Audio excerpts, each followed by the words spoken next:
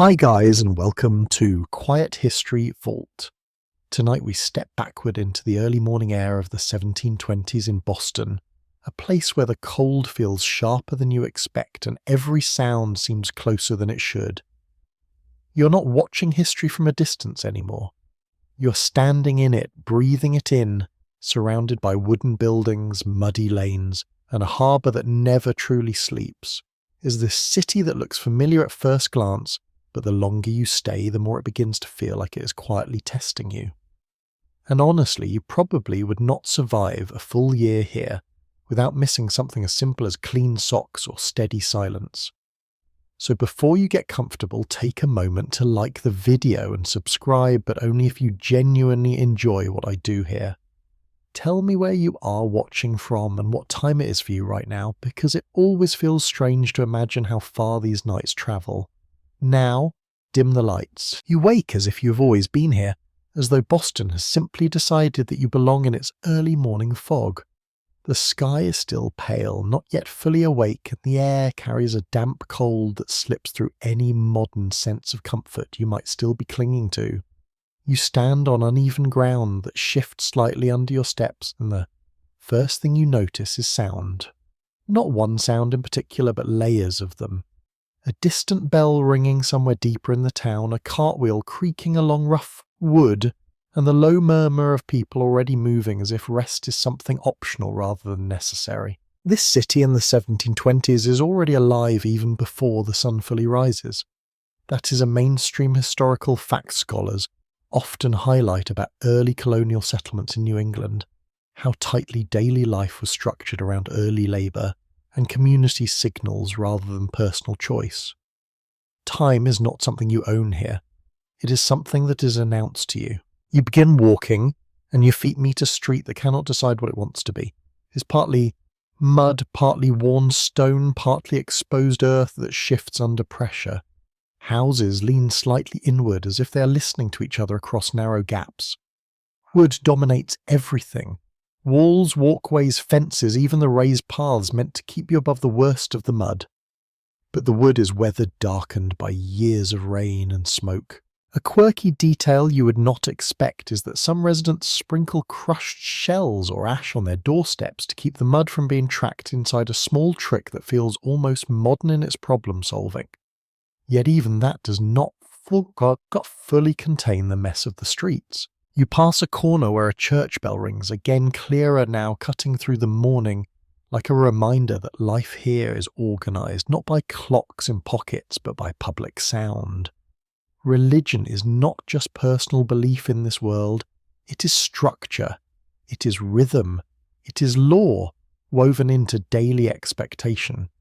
Historians still argue whether this level of religious time control was experienced as comfort or pressure by the average resident, but as you walk it feels like both at once. The smell of smoke begins to mix with the cold air. Every house seems to produce it thin streams rising from chimneys, each one trying to fight back the damp. You notice how close everything is, not just buildings but lives. Privacy is not really a concept here in the way you understand it. You can hear conversations through thin walls, you can smell what your neighbour is cooking, you can sense when someone is awake before you even see them. A modern part of your mind wants distance, wants space, wants quiet. But Boston in this era does not offer those things freely. You continue forward and pass what looks like a shared well, where early risers already queue quietly with wooden buckets. Water is not something you simply turn on or assume is safe. It is collected, carried, guarded in small ways. Some residents prefer rain barrels, though even those are not always reliable. A strange local habit often mentioned in diaries is adding small amounts of boiled herbs to stored water to improve taste. A practice that blurs the line between medicine and necessity. You feel the weight of the place beginning to settle into you, not heavy in a dramatic sense, but persistent like damp fabric. As the sky slowly brightens, you notice movements increasing. Doors open more frequently. Footsteps multiply. A man in simple work clothes passes you carrying tools over his shoulder, not acknowledging you as if strangers appearing in the street is not worth remarking on. That is another historical reality of the 1720s Boston environment. Life is communal but not necessarily social in the modern sense. People exist alongside each other, not always with each other. You reach a slightly wider space where the street meets a small open area. Here the morning bell sound fades a little, replaced by the low hum of early trade preparation. A woman shakes out a cloth from a window above, dust drifting down like pale smoke. A child runs briefly across your path barefoot before disappearing into a doorway, as if guided by routine rather than play. You might assume childhood here is protected or sentimental in some way, but the truth is more practical. Children are expected to contribute early to observe to learn tasks that will soon become their responsibility. It is a quieter version of adulthood pressed into smaller bodies. A quirky detail recorded in some personal letters describes children competing to carry the heaviest water buckets without spilling, turning necessity into a kind of informal challenge. It is almost playful but also deeply tied to survival expectations. You pause for a moment near a building that seems slightly larger than the rest. Its windows reflect the pale morning light, and you realise this is where public announcements are often posted or read aloud. Information does not travel quickly here unless it is spoken or physically carried. Then, almost as a subtle shift in tone, you notice something else, a sense of discipline in the air. Not loud, not forceful, but present. People move with purpose. Even the way they stand while waiting or working suggests awareness of being observed, not always by authority, but by community expectation. There is a fact often noted by historians about colonial Boston that public order was maintained as much by social pressure as by formal law enforcement. In other words, the neighborhood itself watches you. You breathe in slowly. The air is still old, still damp, still full of smoke and wood and early morning life. And yet, strangely, you begin to adjust. Your senses recalibrate. The discomfort does not disappear, but it becomes familiar enough to navigate. As you take another step forward, the city feels less like a place you arrived in and more like a system you have started to understand, even if only slightly. And somewhere ahead, beyond the narrowing streets and rising sounds, the day is only just beginning to unfold. You continue forward into Boston as the morning grows brighter, and what first felt like a living town now begins to feel like a structure that was never fully finished. Every step you take reveals another layer of uneven ground, another patch of wood laid over mud, another narrow gap between buildings that seems too small for anything except constant passage. The city is not polished or settled in the way modern places are. It is constantly becoming something even as it decays at the same time. Your feet press into a street surface that changes with each movement. One moment you are on packed earth, the next on rough planks laid down to keep people above the worst of the wet ground. These wooden walking paths are not uniform or carefully engineered. They are patched together, by necessity replaced when they rot, adjusted when floods or heavy rain reshape the lanes beneath them. You notice how your steps produce different sounds depending on where you land, a dull thud on wood, a soft squish in mud, a hollow creak near older boards that have begun to weaken. Houses rise on either side of you, and they are close enough that you feel surrounded rather than simply observed. They are made mostly of timber weathered by salt air and constant smoke. Some lean slightly as if tired from years of standing in place. Others have been repaired in visible sections, newer planks attached to older frames, a physical record of survival rather than design. There is a mainstream historical fact often emphasized by urban historians. The early 18th century Boston developed in tightly packed clusters due to limited land availability and the need for walking access to trade and harbor routes. You can feel that constraint now, not as information, but as pressure around you. The streets narrow further as you continue and the air seems to carry more weight. Smoke from hearth fires drifts outward from chimneys mixing with the cold morning air until everything feels slightly blurred. It is not a clean smoke. It carries the scent of burning wood, cooking grain, and something faintly metallic from nearby workspaces. You realise that nearly every household is producing it at once. creating a shared atmosphere that belongs to no one in particular. A quirky detail emerges as you pass a corner where someone has laid strips of dried seaweed along the base of a doorway. Locals sometimes used coastal materials like this to reduce moisture entering homes or to slow the spread of mud inside. It is not standardized or widely discussed in formal records, but it appears often enough in personal journals that historians accept it as a common improvisation rather than an official practice. You notice how tightly everything is built. There is almost no wasted space. A window opens directly toward another building only a few steps away. Roof lines overlap in strange ways, and gutters sometimes direct water into shared channels that run along the sides of streets. The entire environment feels like it is holding itself together through proximity rather than stability. As you ooze deeper into the street network, you begin to understand a subtle danger that defines this place. Fire is not just a risk in the abstract sense. It is a constant presence in the background of daily life. Houses are close, wood is everywhere, and open flames are used for cooking, heating and lighting. A single accident could spread quickly through entire blocks. This is a well-documented historical reality of colonial urban settlements, especially those built primarily from timber. People here live with that awareness embedded into their habits, even if they do not speak of it constantly. You pass a small group of workers repairing a section of walkway. They lift planks, replace supports, and hammer new pieces into place with practiced efficiency. There is no sense of long-term perfection in their work. Instead, it is maintenance as a way of life, a recognition that nothing here remains intact without effort. A scholarly debate still exists among historians about whether residents of early Boston felt a sense of pride in this constant rebuilding or whether it was simply accepted as unavoidable hardship. Standing here watching the labour, you can imagine both interpretations feeling true at the same time. You continue and notice how the ground begins to slope slightly toward the harbour. This changes the way water moves through the streets after rain, creating channels where mud collects more deeply. In some places, stepping stones have been placed in uneven lines to help people cross without sinking too deeply. They are not evenly spaced, and you find yourself adjusting your stride repeatedly just to maintain balance. A man passes you carrying wooden containers stacked carefully in his arms. He does not slow down or acknowledge your presence. In this environment, movement is purposeful and often uninterrupted. Everyone seems to be following an internal schedule shaped by work-tide and community expectation rather than personal convenience. You hear a bell again in the distance, softer now but still present, marking time in a way that feels almost physical.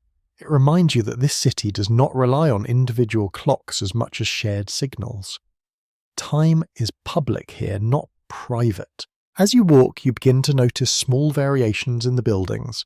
Some are newer with cleaner wood and tighter construction. Others are older, their surfaces darkened and uneven. A few show signs of patchwork repair where different types of wood have been used together. It gives the impression that the city is layered in time, not just space. You pass what appears to be a shared storage area where barrels and crates are stacked under a simple roof.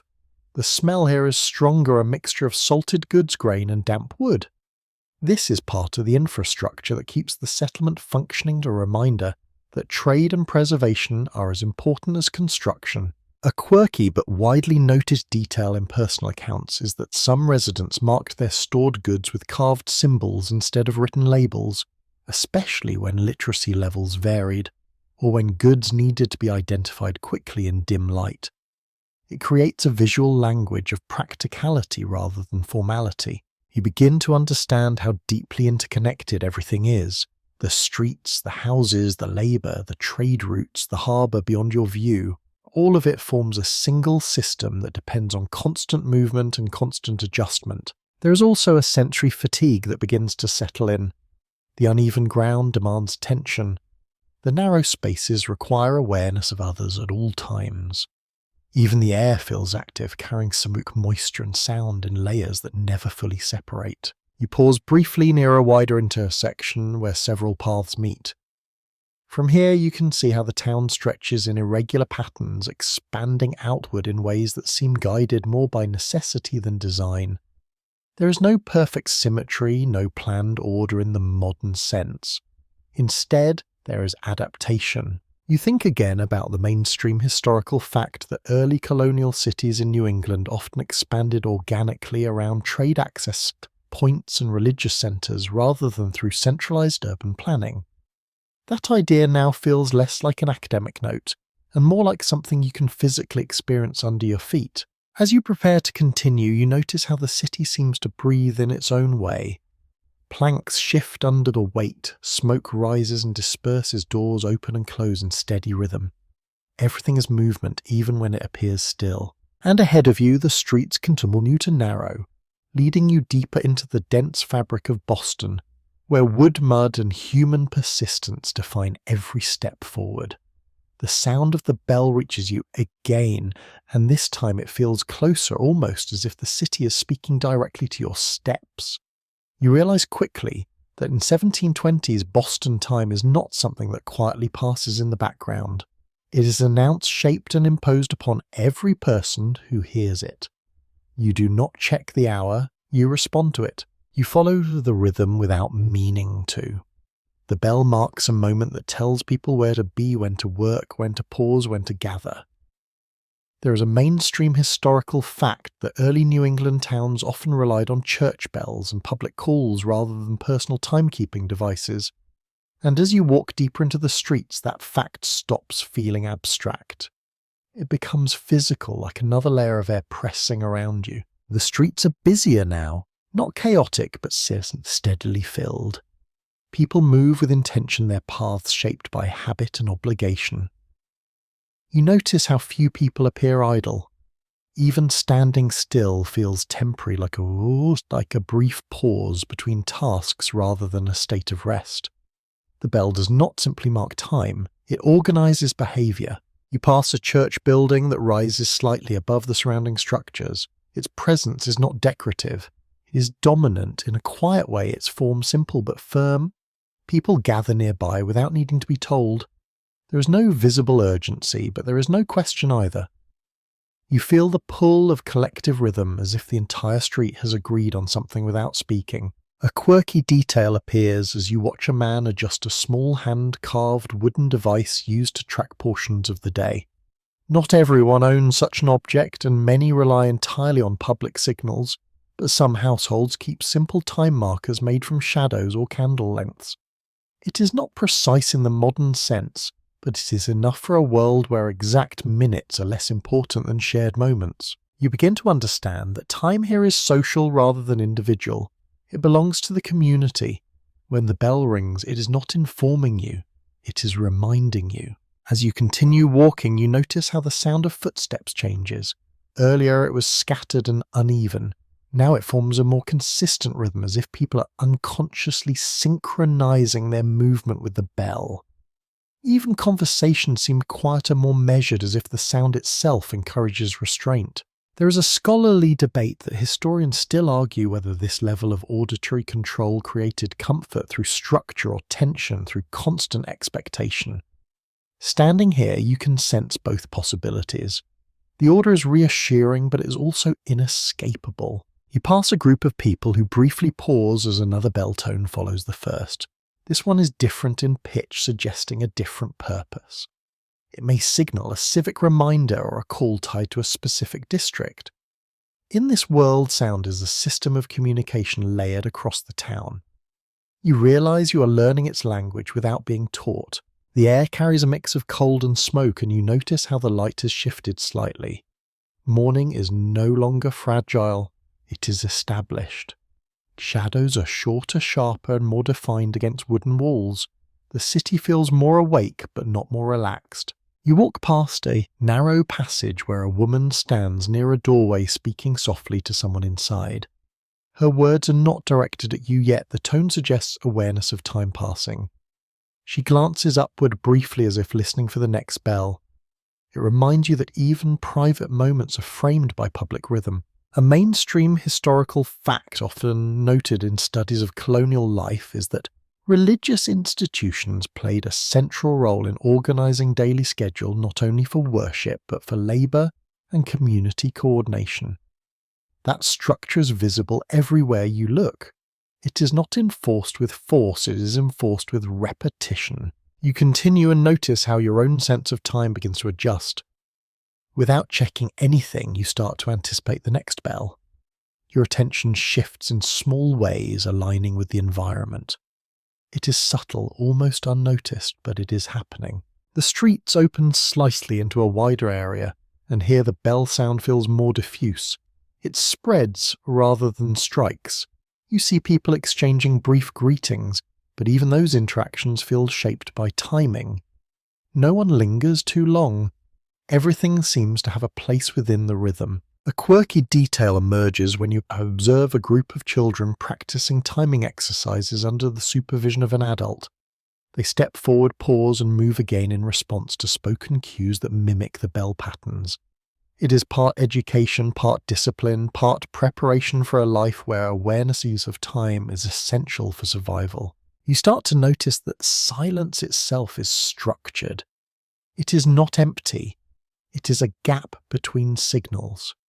Even quiet moments feel like they belong to something larger. As you pass another church structure in the distance, the bell rings again, and this time it feels less like instruction and more like confirmation. The city is continuing as expected. People are where they are supposed to be. Work is unfolding. Nothing is out of place.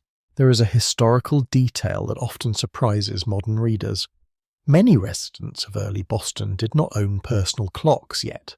They maintained surprisingly coordinated schedules through shared auditory cues and social expectation.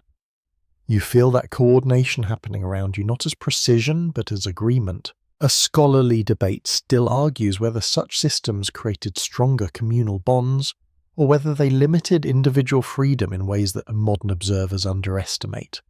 Walking here, you feel that tension without needing to resolve it. You pass a worker leaning briefly against a wooden post listening. He is not looking at anything in particular. He is waiting. Not passively, but attentively. When the next sound arrives, he will move again. His entire day seems structured around listening as much as doing. You begin to realize that sound is not background here.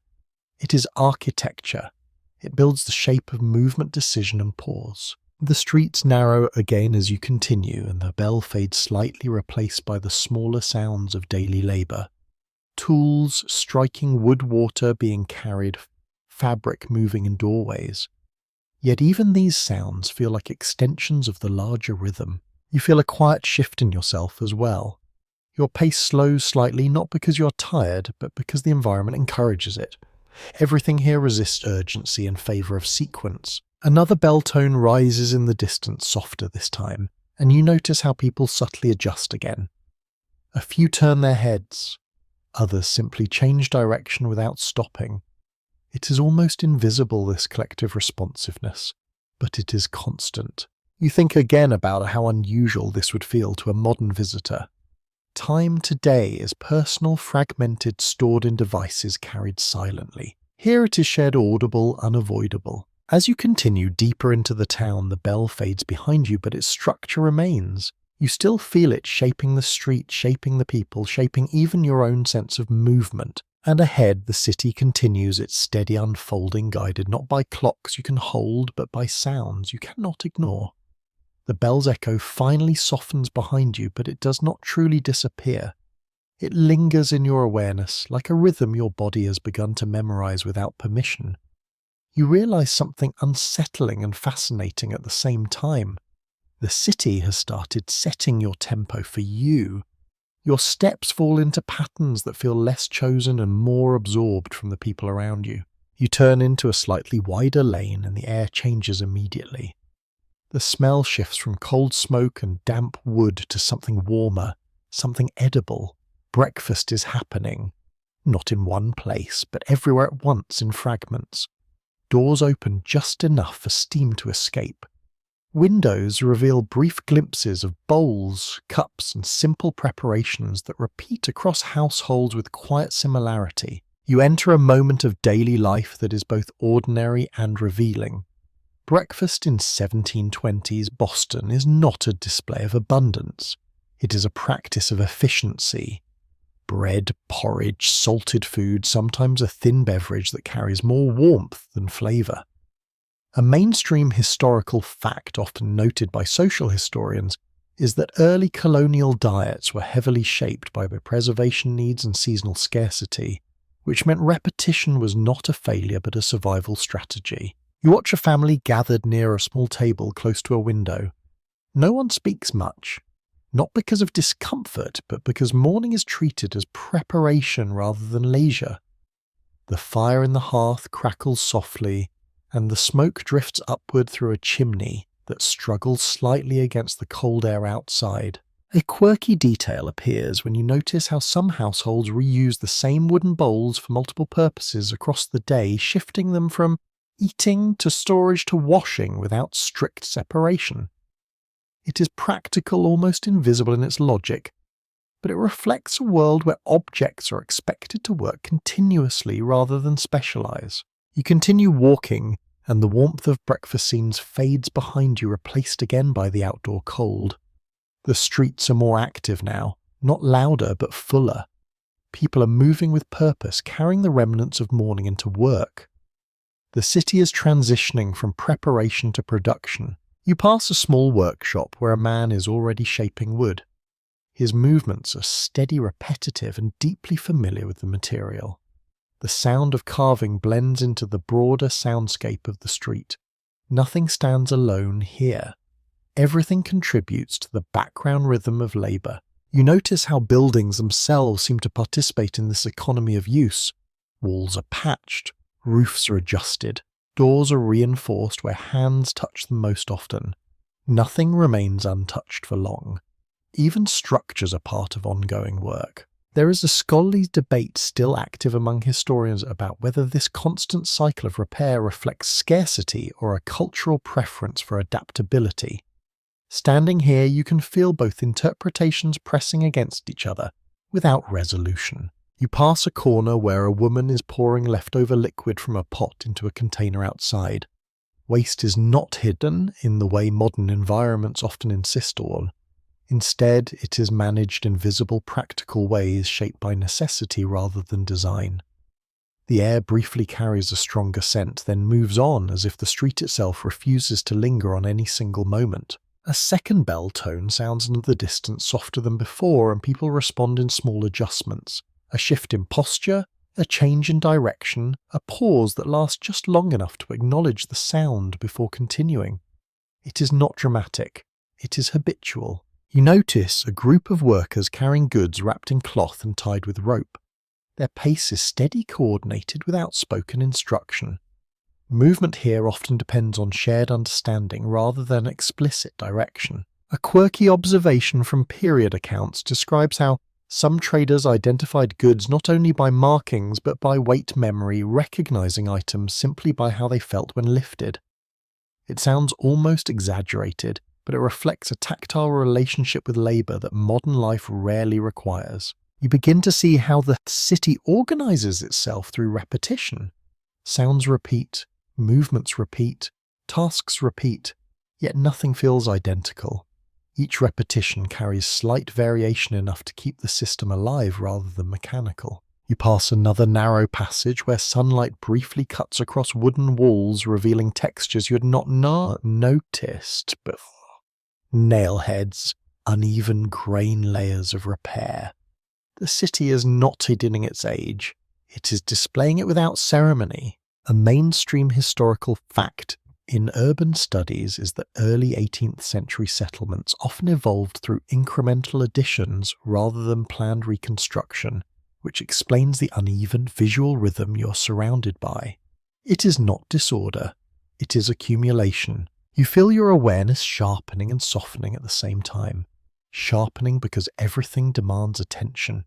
Softening because nothing here allows urgency to dominate for long. A scholar discussion still debated debate centres on whether this kind of environment produced resilience through adaptation or fatigue through constant demand.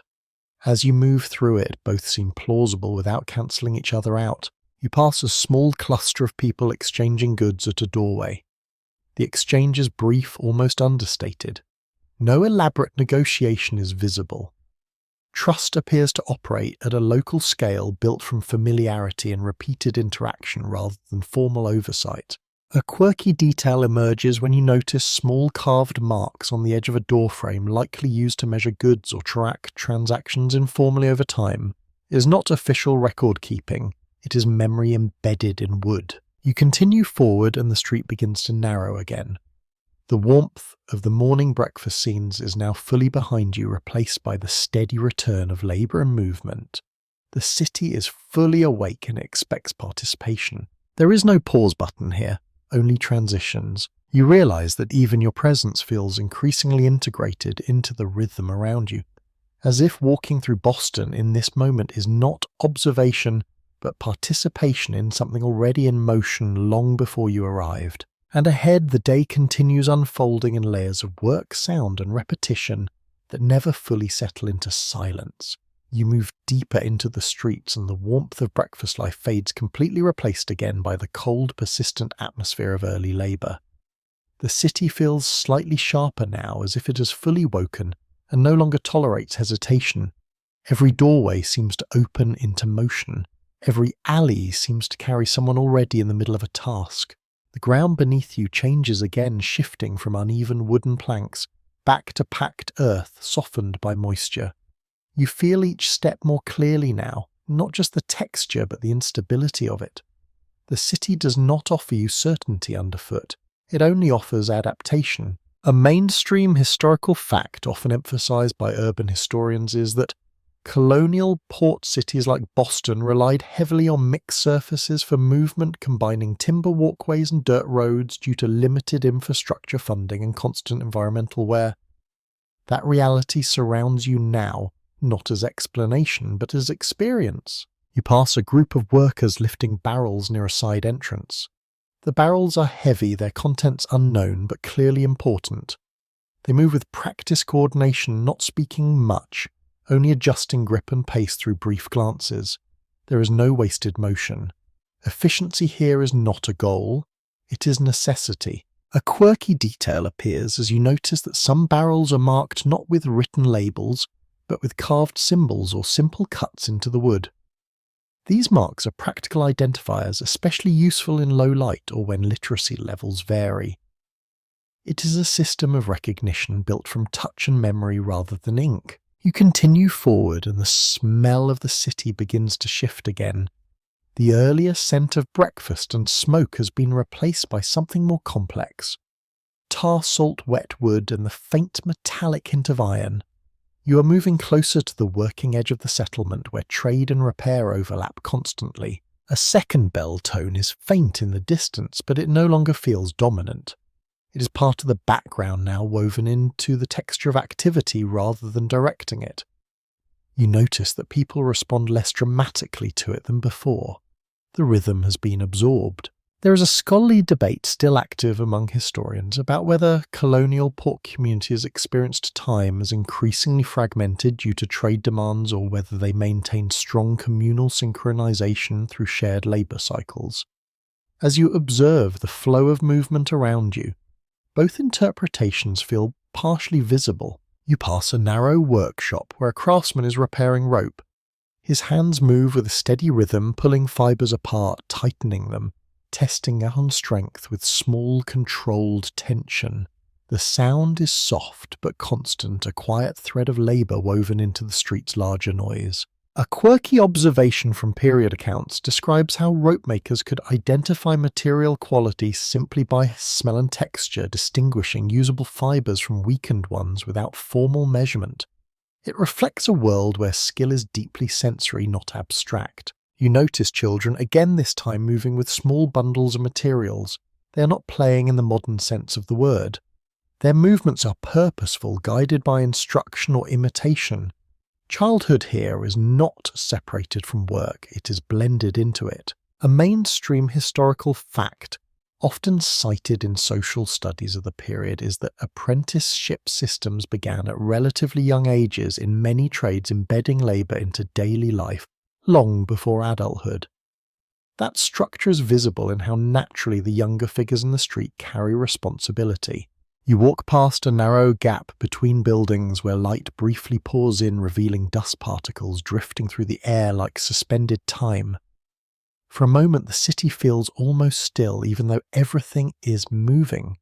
It is a stillness created by density, not absence. You hear voices nearby, low and measured. A transaction is taking place, though it is not loud or dramatic. Goods are exchanged with minimal ceremony. Trust is implied through repetition of familiarity rather than formal agreement. A quirky detail emerges when you notice a small weighing scale resting on a wooden crate. It is simple, slightly worn, and adjusted repeatedly by hand. Measurements here are not abstract numbers alone. They are physical comparisons felt through balance and experience. You continue walking and the street begins to widen slightly, revealing more activity ahead. The soundscape grows denser again. Hammering footsteps distant cause the occasional creak of carts. Yet nothing feels chaotic. It feels layered, as if each sound occupies its own narrow band of space. A mainstream historical fact in economic history is that port towns like Boston functioned as critical nodes in transatlantic trade networks connecting local labor to global commodity flows. You do not see the entire system, but you can feel its pressure in the constant movement of goods. You pass a cluster of stacked crates near a building wall, some partially covered with cloth to protect them from moisture. The arrangement looks temporary yet intentional, as if everything here is always in a state of being moved or prepared to be moved. There is a scholarly debate, still debated debate, about whether such port economies created social mobility, opportunities for lower classes, or reinforced dependency through labour specialisation. Standing here, you see hints of both possibilities layered into the same street. A quirky observation comes as you notice how some workers mark time, not by bells anymore, but by task completion. A load finished, a cart emptied, a section repaired. Time becomes something measured by action rather than sound. You feel the city shifting around you again, not dramatically, but continuously. Nothing here remains fixed for long. Even stillness is temporary. As you continue forward, the path begins to slope more noticeably toward the harbour, and the air grows slightly heavier with salt and movement.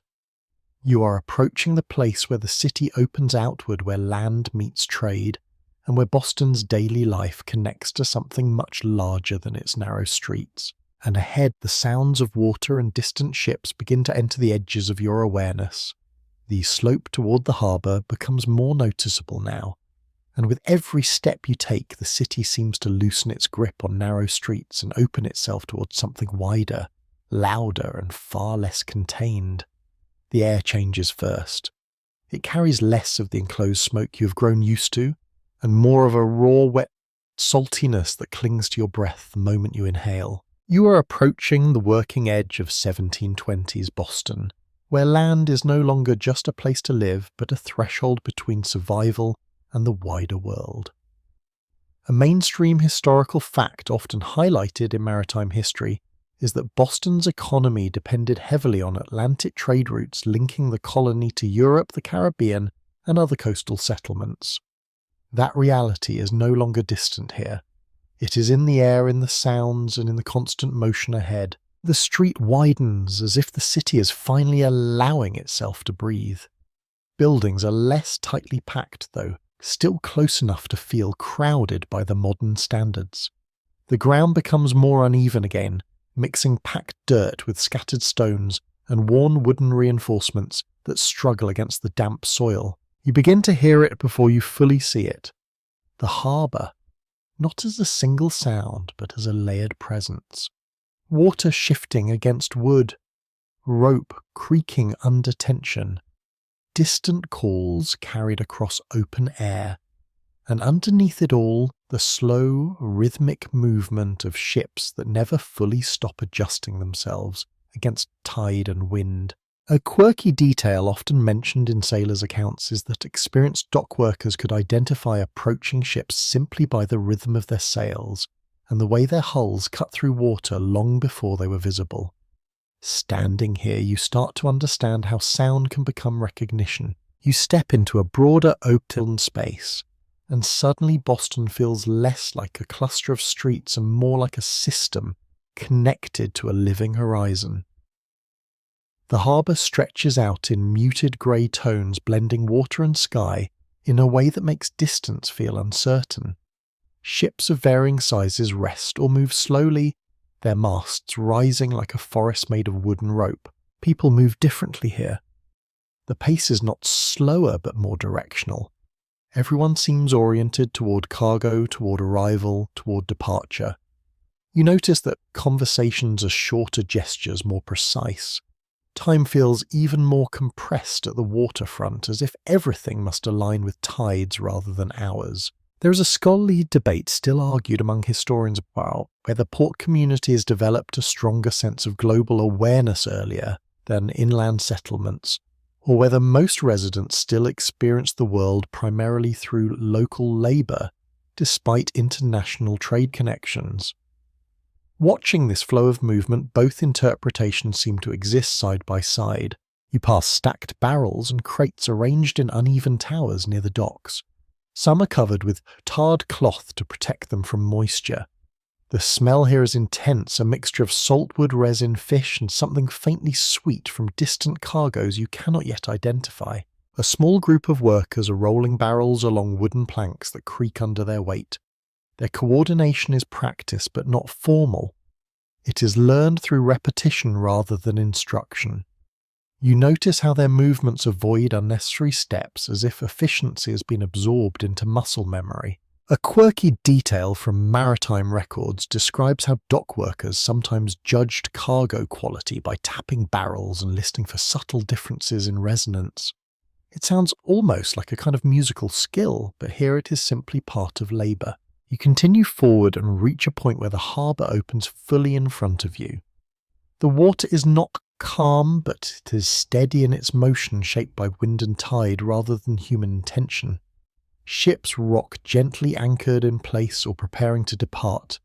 Smaller boats move between them like threads weaving through a larger pattern. You notice a vessel being loaded with supplies, its deck busy with coordinated movement. Every action seems timed not by clocks but by agreement between people who understand the rhythm of loading and departure. Rope is pulled, goods are shifted, commands are exchanged in short bursts. A mainstream historical fact in economic studies is that port labour in colonial cities was often seasonal and highly dependent on trade cycles, meaning that entire communities adjusted their livelihoods according to shipping schedules and weather conditions. That dependence is visible in the intensity of activity before you. A group nearby is discussing cargo details, though their conversation is too fragmented to fully follow. You catch only fragments of meaning tied to weight, destination, and condition. The language of the harbour is practical above all else. A quirky observation appears when you notice markings painted onto certain crates using simple pigments. These are not decorative.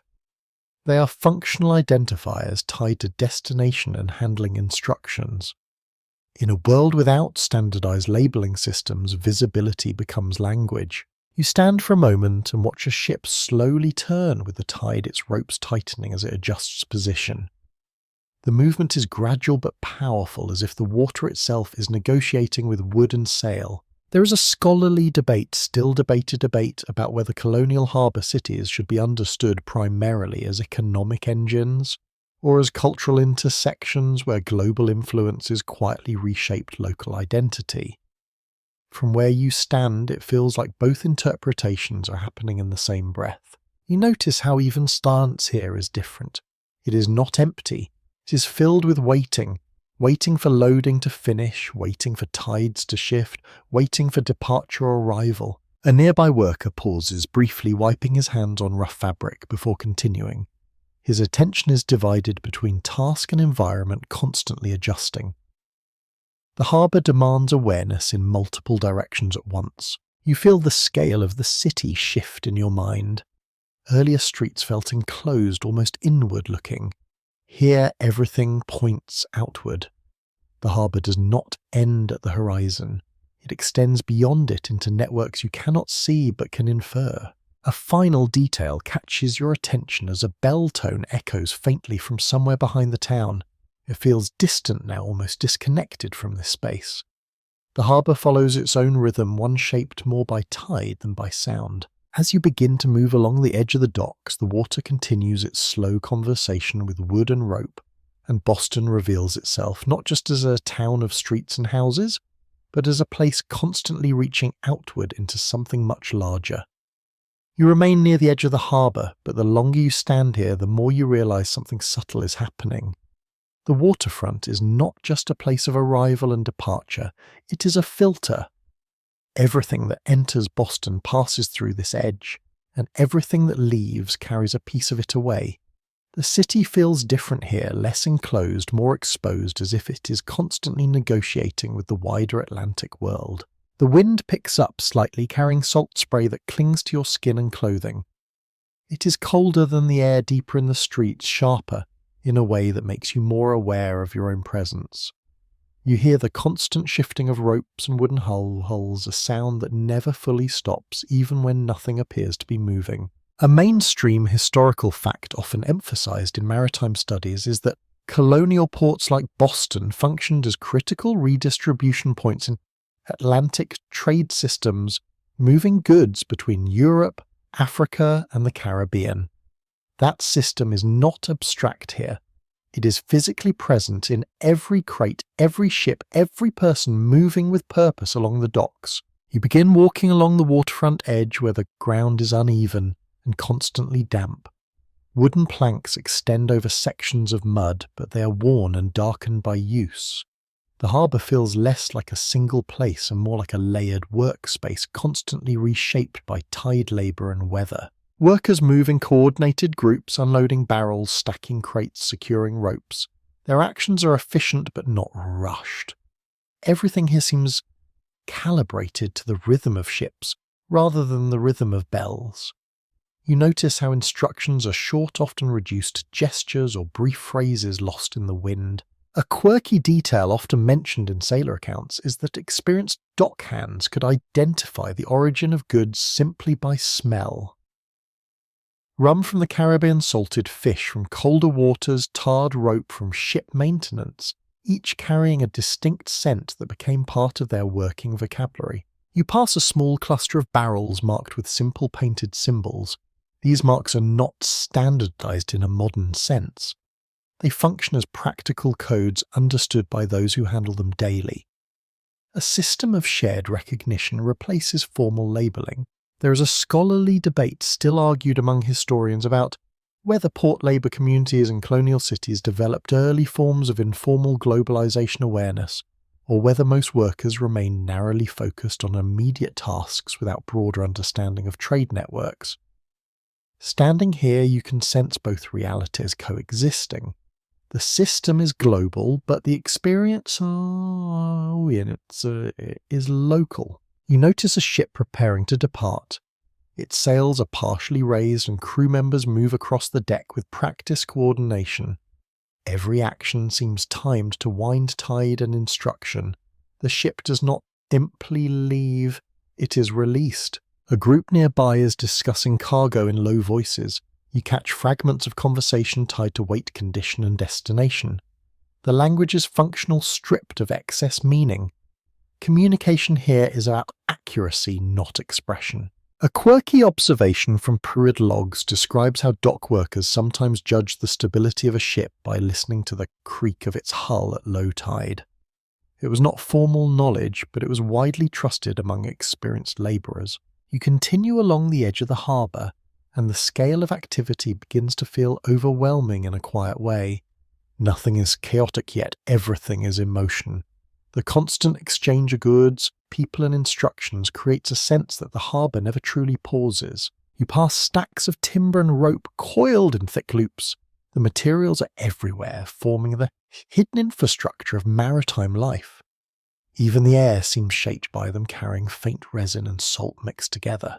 A mainstream historical fact in economic history is that colonial ports like Boston were deeply dependent on shipping seasons, meaning that entire cycles of labour intensity were shaped by weather patterns and Atlantic conditions rather than fixed schedules.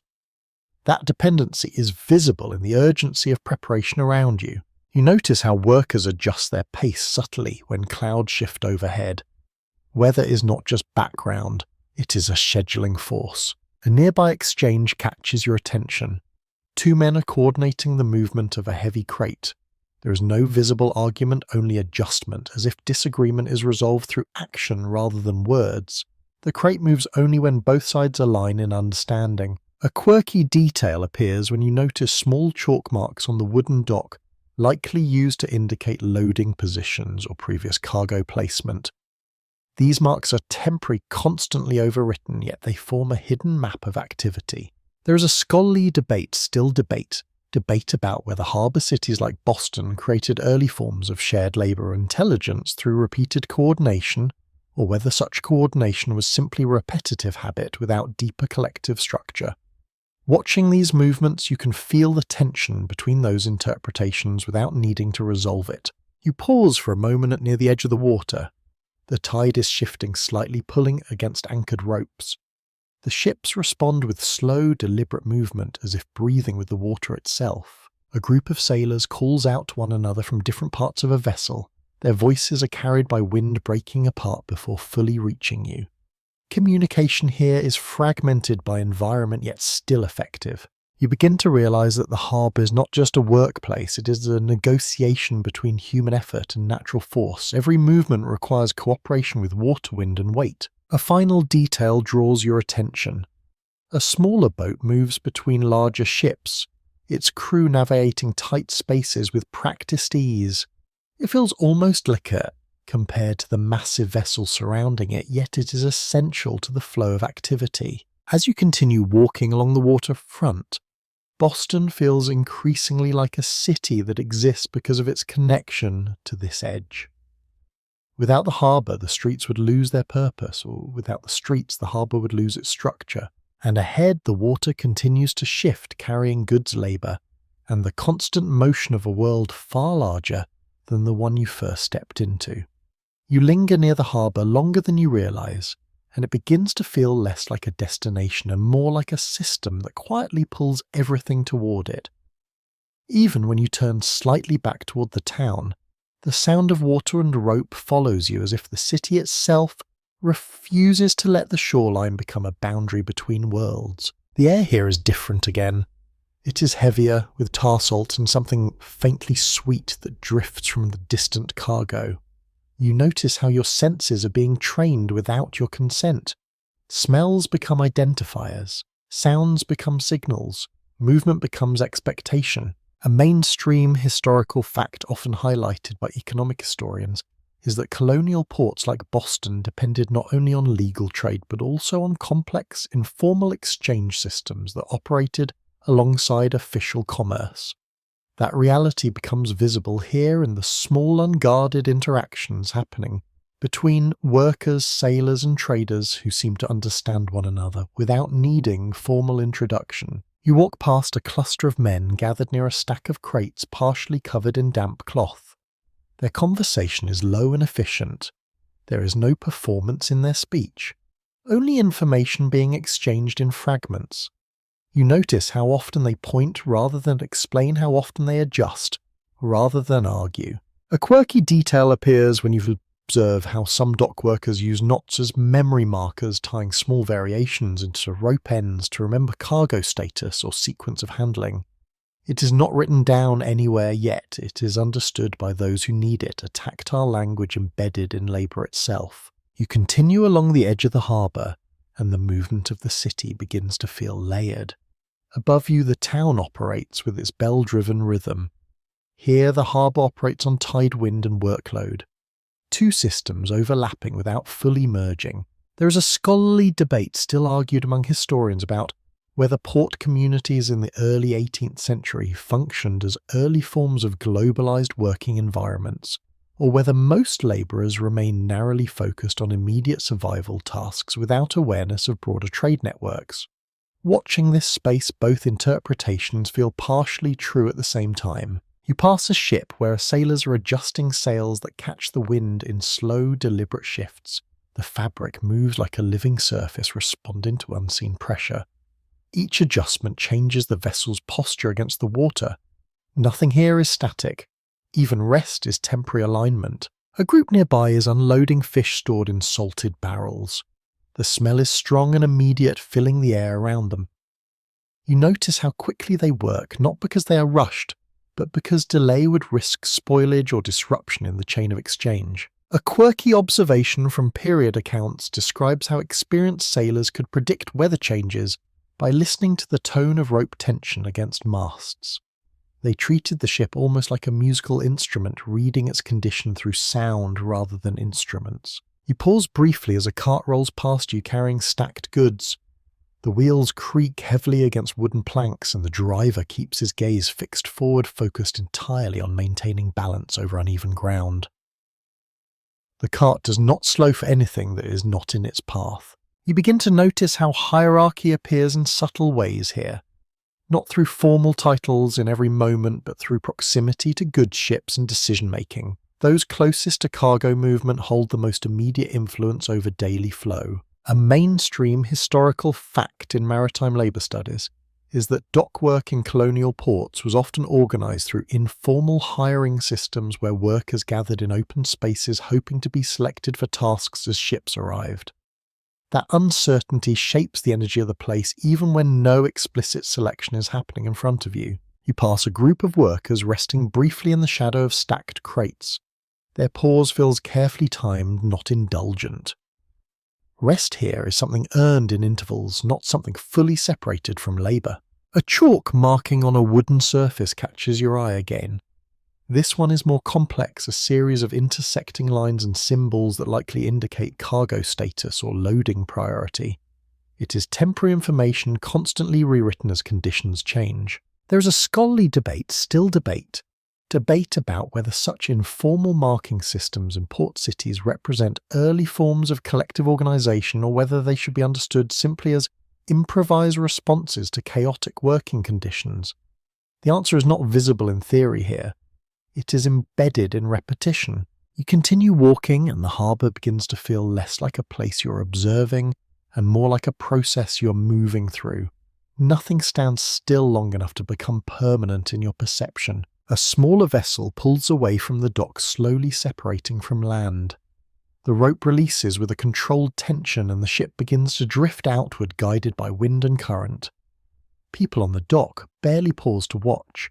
Departure is routine here, not ceremony. A quirky detail emerges when you notice how some workers track ship movements by memory rather than recalling which vessel arrived on which tide and which cargo it carried. The harbour becomes a living archive stored in human recollection. You feel a subtle shift in perspective as you realise how much of this system depends on coordination without central visibility. No single person appears to oversee everything, yet everything moves in relation to everything else. A mainstream historical fact, often noted in studies of early Atlantic trade, is that port cities functioned as nodes where global commodities were continuously reconfigured through local labour, turning distant production into immediate urban survival. That transformation is happening constantly around you. You take a final look across the water. The horizon remains distant and muted, but it feels connected now rather than separate. Every ship is part of a wider pattern you can sense but not fully trace. As you begin to move away from the water's edge, the sounds of the harbour remain behind you, continuing their work without pause, as Boston keeps negotiating between land, sea, and the endless motion of exchange. You leave the immediate edge of the harbour, but the city does not return you gently to calm streets. Instead, it pulls you into a different kind of density, one shaped not by ships and water, but by people, households, and the quieter machinery of daily survival. The soundscape changes again, less wind and rope, more footsteps, voices, and the steady rhythm of work happening inside walls rather than on open docks. As you move inland, the streets feel tighter once more. The buildings lean closer as if the waterfront's openness was only a brief exception. Smoke drifts out from chimneys in thin, uneven streams, and the smell of cooking returns in faint waves. It is not the smell of abundance, it is the smell of repetition of meals made not for variety, but for endurance. A mainstream historical fact, often emphasized in social histories of early colonial towns is that household labor formed the backbone of urban life, with domestic spaces functioning as centers of production, storage, and economic coordination rather than purely private living areas. That idea becomes visible here immediately. Homes not separate from work, they are part of it. You pass a doorway where a woman is standing with a wooden basin, scrubbing cloth with steady, practiced motion. Her attention is divided, one eye on the task, the other briefly scanning the street as if timing her work around other responsibilities. Nothing about the action feels isolated. It feels integrated into everything else.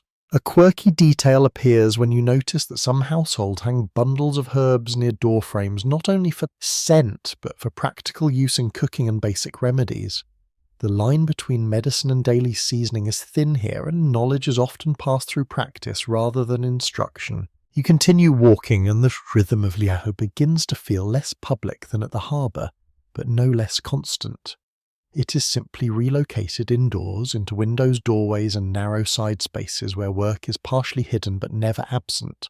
There is a scholarly debate still argued among historians about whether early urban colonial households should be understood as proto-industrial units or as extended domestic systems where economic activity and family life were inseparable.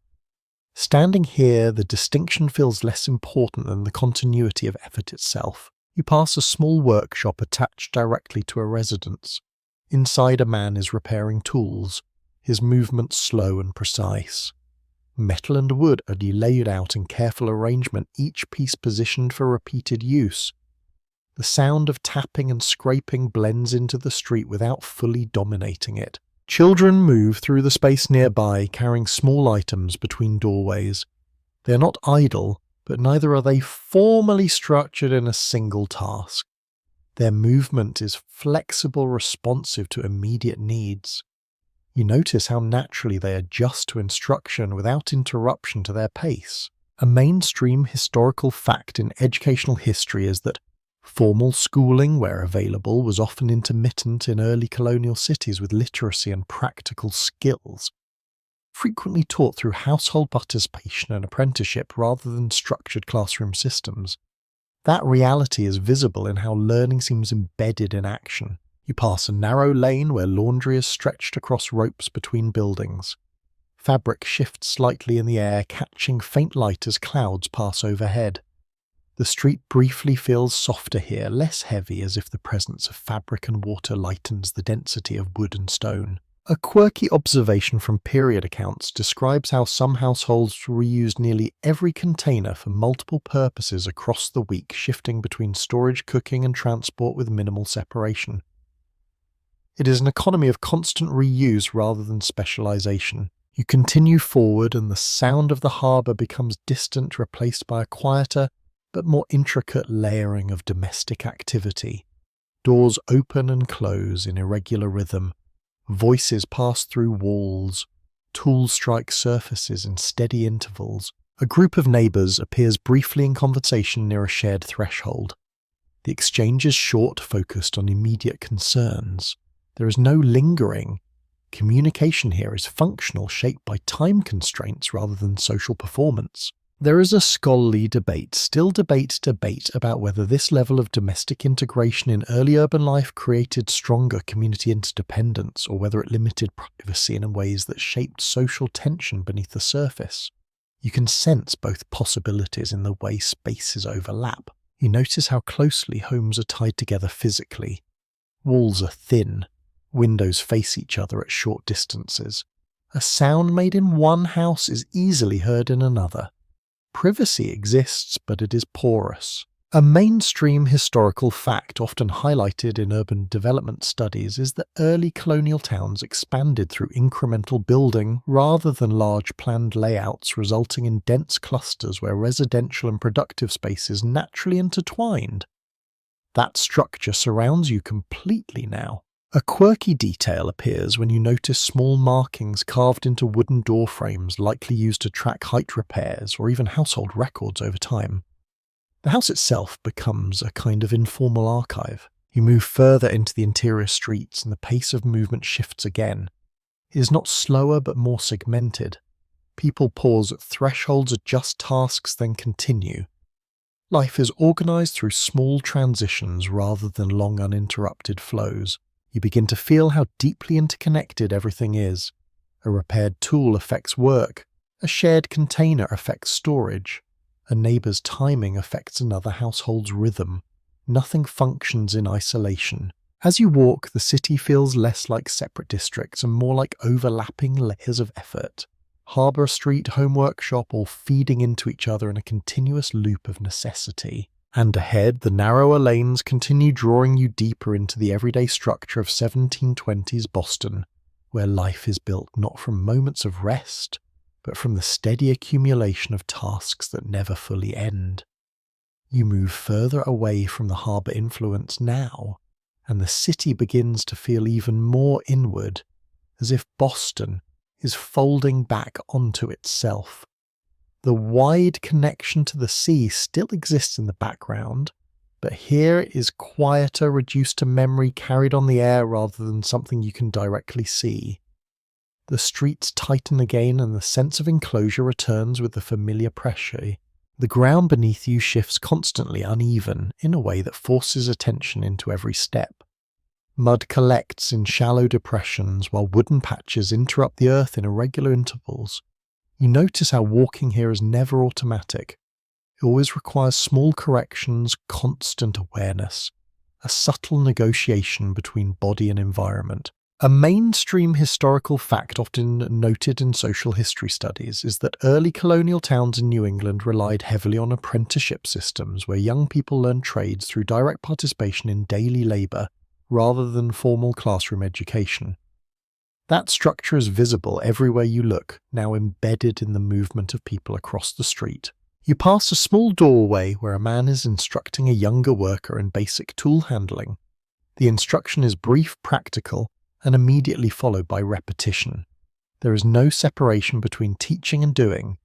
Learning happens through action, not explanation. A quirky detail appears when you notice small chalk or charcoal marks on a wooden beam near the doorway, likely used to indicate measurements or progress in repairs. It is not permanent writing. It is temporary knowledge erased and rewritten as tasks evolve. You continue walking and the air becomes slightly warmer than near the harbour, though still damp with smoke and cooking scents. The smell here is more layered. Wood fires, boiled grains, wet fabric drying indoors, and the faint trace of animals kept close to homes. There is a scholarly debate still argued among historians about whether these tightly integrated urban environments encourage stronger communal cooperation or whether they intensified dependency and reduced individual autonomy. You can sense both interpretations operating at once in the way people share space and labour without clear separation. You pass a narrow alley where several households seem to share a single water source. A small group is gathered quietly filling containers in a slow, orderly rhythm. No one appears rushed, but there is an underlying awareness that access is shared and therefore time-sensitive. A mainstream historical fact in urban infrastructure studies is that early colonial cities often relied on communal wells and shared water access points, which naturally created social intersections where daily routines overlapped. That intersection is happening right in front of you, not as concept, but as practice. You notice how conversations near the water source are minimal and practical. Greetings are brief, exchanges are direct, yet there is no tension. It feels like an established balance rather than discomfort. A quirky observation from period descriptions notes that some households developed informal scheduling habits for shared resources, learning through repetition when certain times of day were less crowded. It is a system without formal structure yet still functional. You continue deeper into the street network and the soundscape becomes more fragmented. Instead of one dominant rhythm like the harbour or bell system, you now hear overlapping smaller patterns.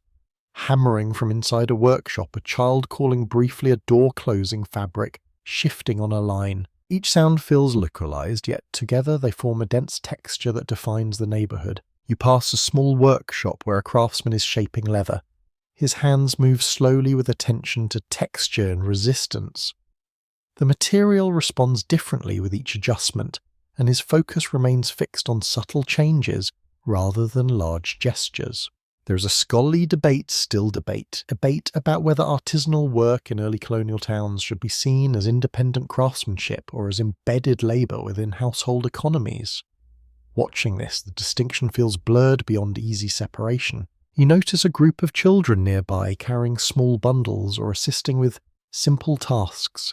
Their movements are not rigidly structured, but they follow familiar patterns. Observation leads to repetition leads to competence. A quirky detail appears when you see a small carved wooden toy resting on a doorstep, likely handmade from leftover scraps. Even in a world dominated by labour, small traces of play still exist, though they are deeply intertwined with available materials. You continue forward and the street opens slightly into a modest intersection where several paths converge. This space feels like a pause in density rather than true openness. People move through it without stopping long, as if it exists primarily for transition. A mainstream historical fact often highlighted in settlement studies is that colonial urban layouts frequently developed around functional intersections rather than planned public squares, resulting in spaces defined by movement rather than gathering. That structure is visible here in how quickly people pass through. You feel your awareness adjusting again. The city does not present itself as separate zones. It is continuous, layered, and constantly shifting between private and shared activity. A group of neighbours exchanges brief words near a doorway, discussing something related to supplies or timing. The conversation ends quickly not because of the avoidance, but because efficiency is part of communication. A quirky observation appears when you notice how frequently people rely on gesture rather than extended speech. Pointing, nodding, brief hand movements replace longer explanations, meaning is compressed into motion. You begin to sense how deeply rhythm governs this part of Boston as well, even without bells or harbour signals. Here rhythm is built from repetition of tasks, shared resource use and daily cycles of labour. There is a scholarly debate about whether such environments produced a heightened sense of communal awareness or whether they simply reflected survival efficiency in dense settlements. Standing here, both interpretations feel plausible without contradiction. You continue walking, and the street narrows once more, drawing you deeper into the interconnected fabric of household, workshops and shared spaces. Nothing here stands alone. Everything depends on something adjacent. And ahead the city continues unfolding in quiet complexity, where everyday life is built from overlapping tasks that never fully pause. You continue deeper into Boston's inner streets and something subtle begins to change in the atmosphere. The movement around you is still constant, still purposeful, but there is a new layer added beneath it, something quieter and more watchful.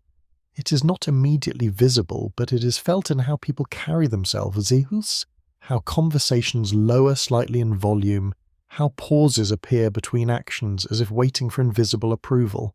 The street narrows again and the buildings seem to lean inward, creating corridors of wood and shadow. Light filters through uneven gaps between rooftops, breaking into soft strips across the ground. The air carries the familiar mix of smoke and damp wood. But now there is also something else. A sense of restraint, as if behaviour itself is being gently shaped by expectation. A mainstream historical fact often emphasised in studies of New England colonial society is that religious institutions played a central role not only in worship but in governing social conduct, shaping laws, education and community norms. That influence is not distant here. It is embedded in how people move through space. You pass a building that stands slightly apart from the surrounding homes. It is simple but more deliberately maintained, its wooden exterior more uniform, its windows laced with a sense of order that contrasts with the irregularity around it. People pass it with subtle recognition, some slowing briefly before continuing on their way. A quirky detail appears when you notice small worn benches positioned near its entrance, suggesting frequent gathering and waiting. These are not decorative features, they are functional spaces where people pause before entering or leaving, as if preparing themselves for a different kind of attention. You continue walking and the soundscape shifts again.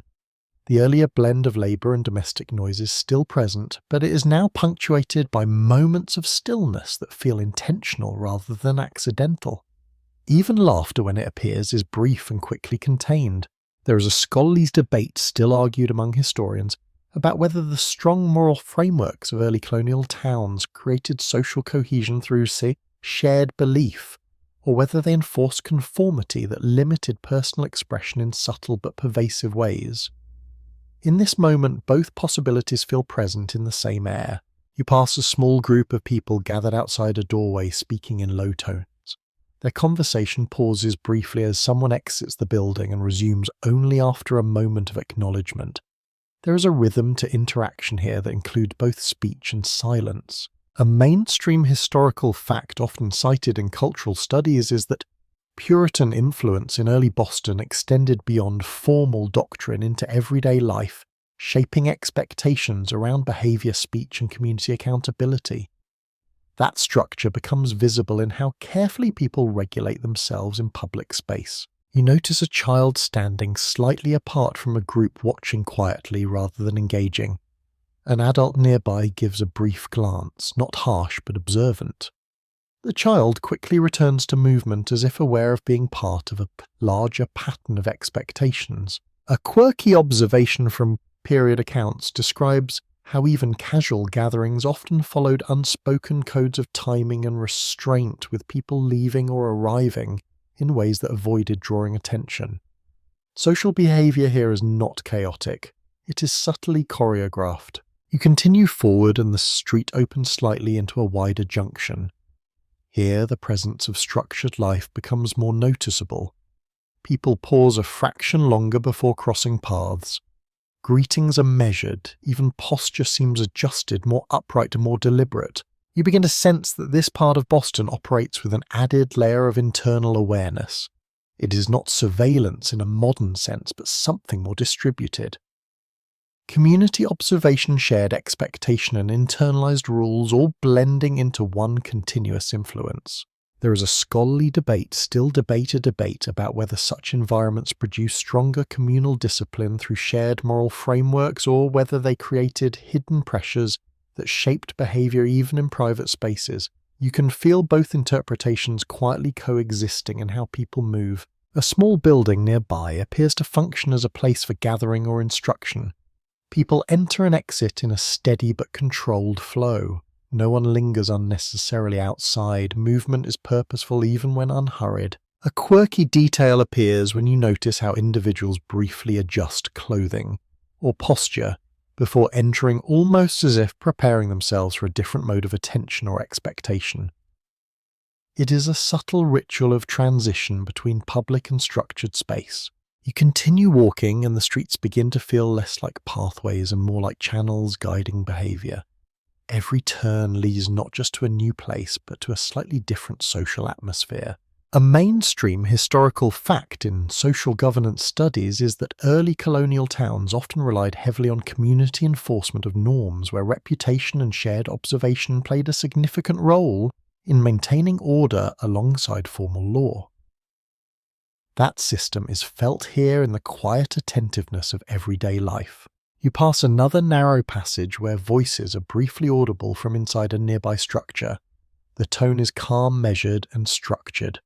Even without hearing words clearly, the cadence suggests formality. A quirky observation emerges when you notice how frequently people pause before speaking in public spaces, as if weighing not only meaning but appropriateness. Speech is not rushed, it is filtered. You begin to realize that silence here is not emptiness, it is part of communication. What is not said carries as much weight as what is spoken. There is a scholarly debate, debate about whether this strong social framework created stability that allows colonial towns to thrive, or whether it constrained individuality in ways that shaped long-term cultural development.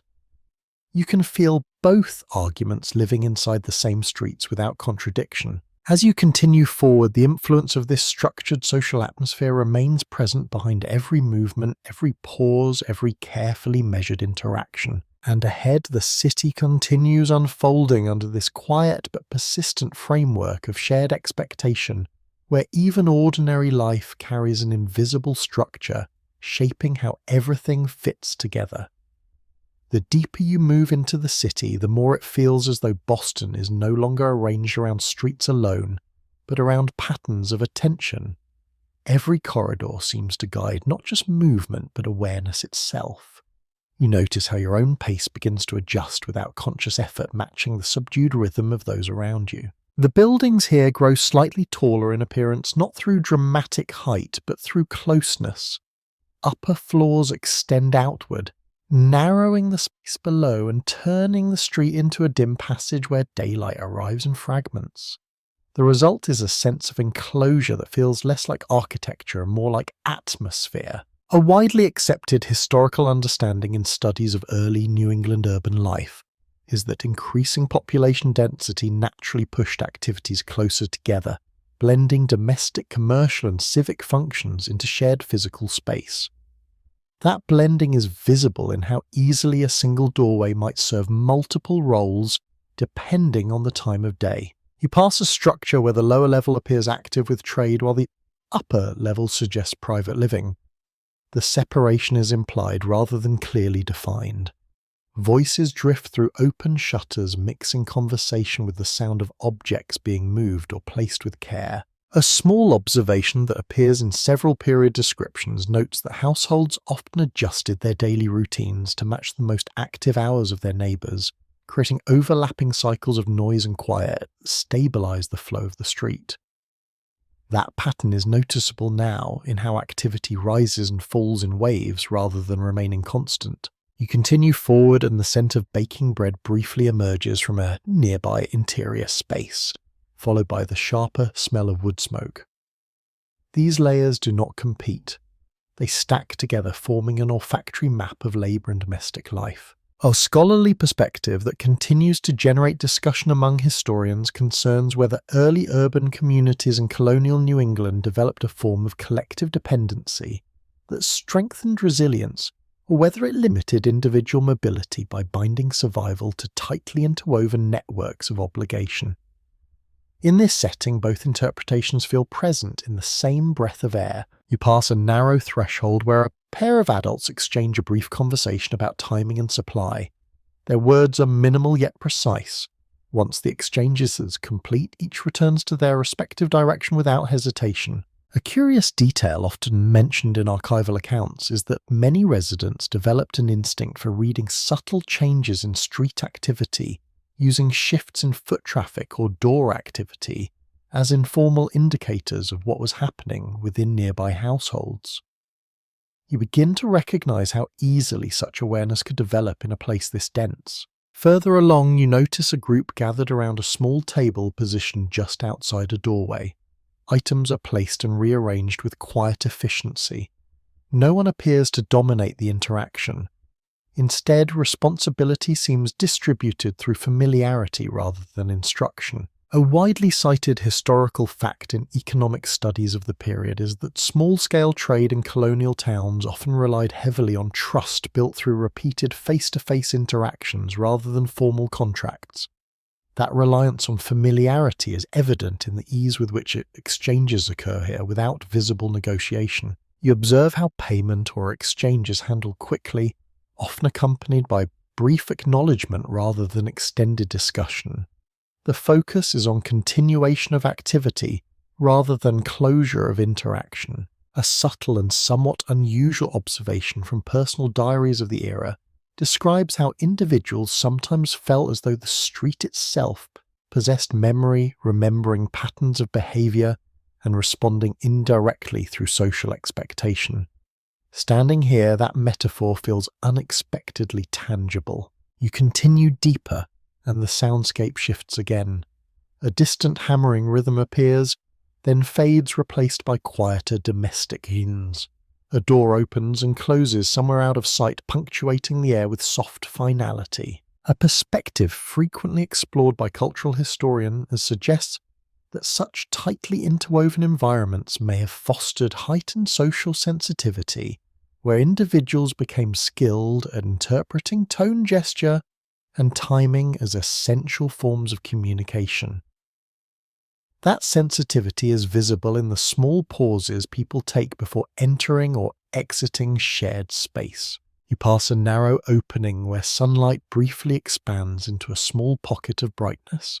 In that moment, you see several people crossing paths, each adjusting their movements slightly to avoid interruption. The coordination is unspoken yet precise.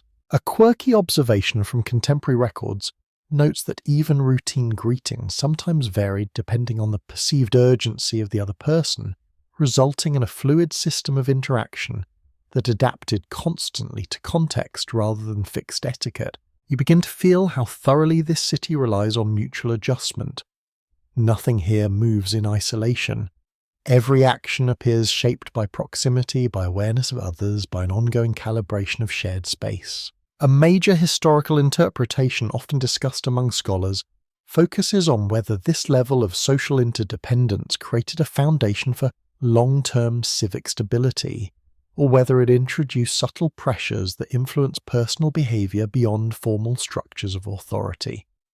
In this environment, both readings seem to coexist without contradiction. As you proceed, the street narrows once more, drawing you into a corridor where movement, sound, and attention all compress into a single continuous flow. And ahead, Boston continues unfolding through this intricate balance of closeness and restraint where every ordinary moment carries the weight of shared presence, shaping how life quietly proceeds.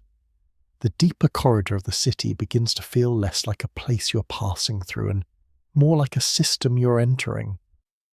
The sense of direction remains, yet it is no longer defined only by streets and intersections. Instead, it feels guided by subtle shifts in sound, light, and human presence, as if the environment itself is quietly organizing movement.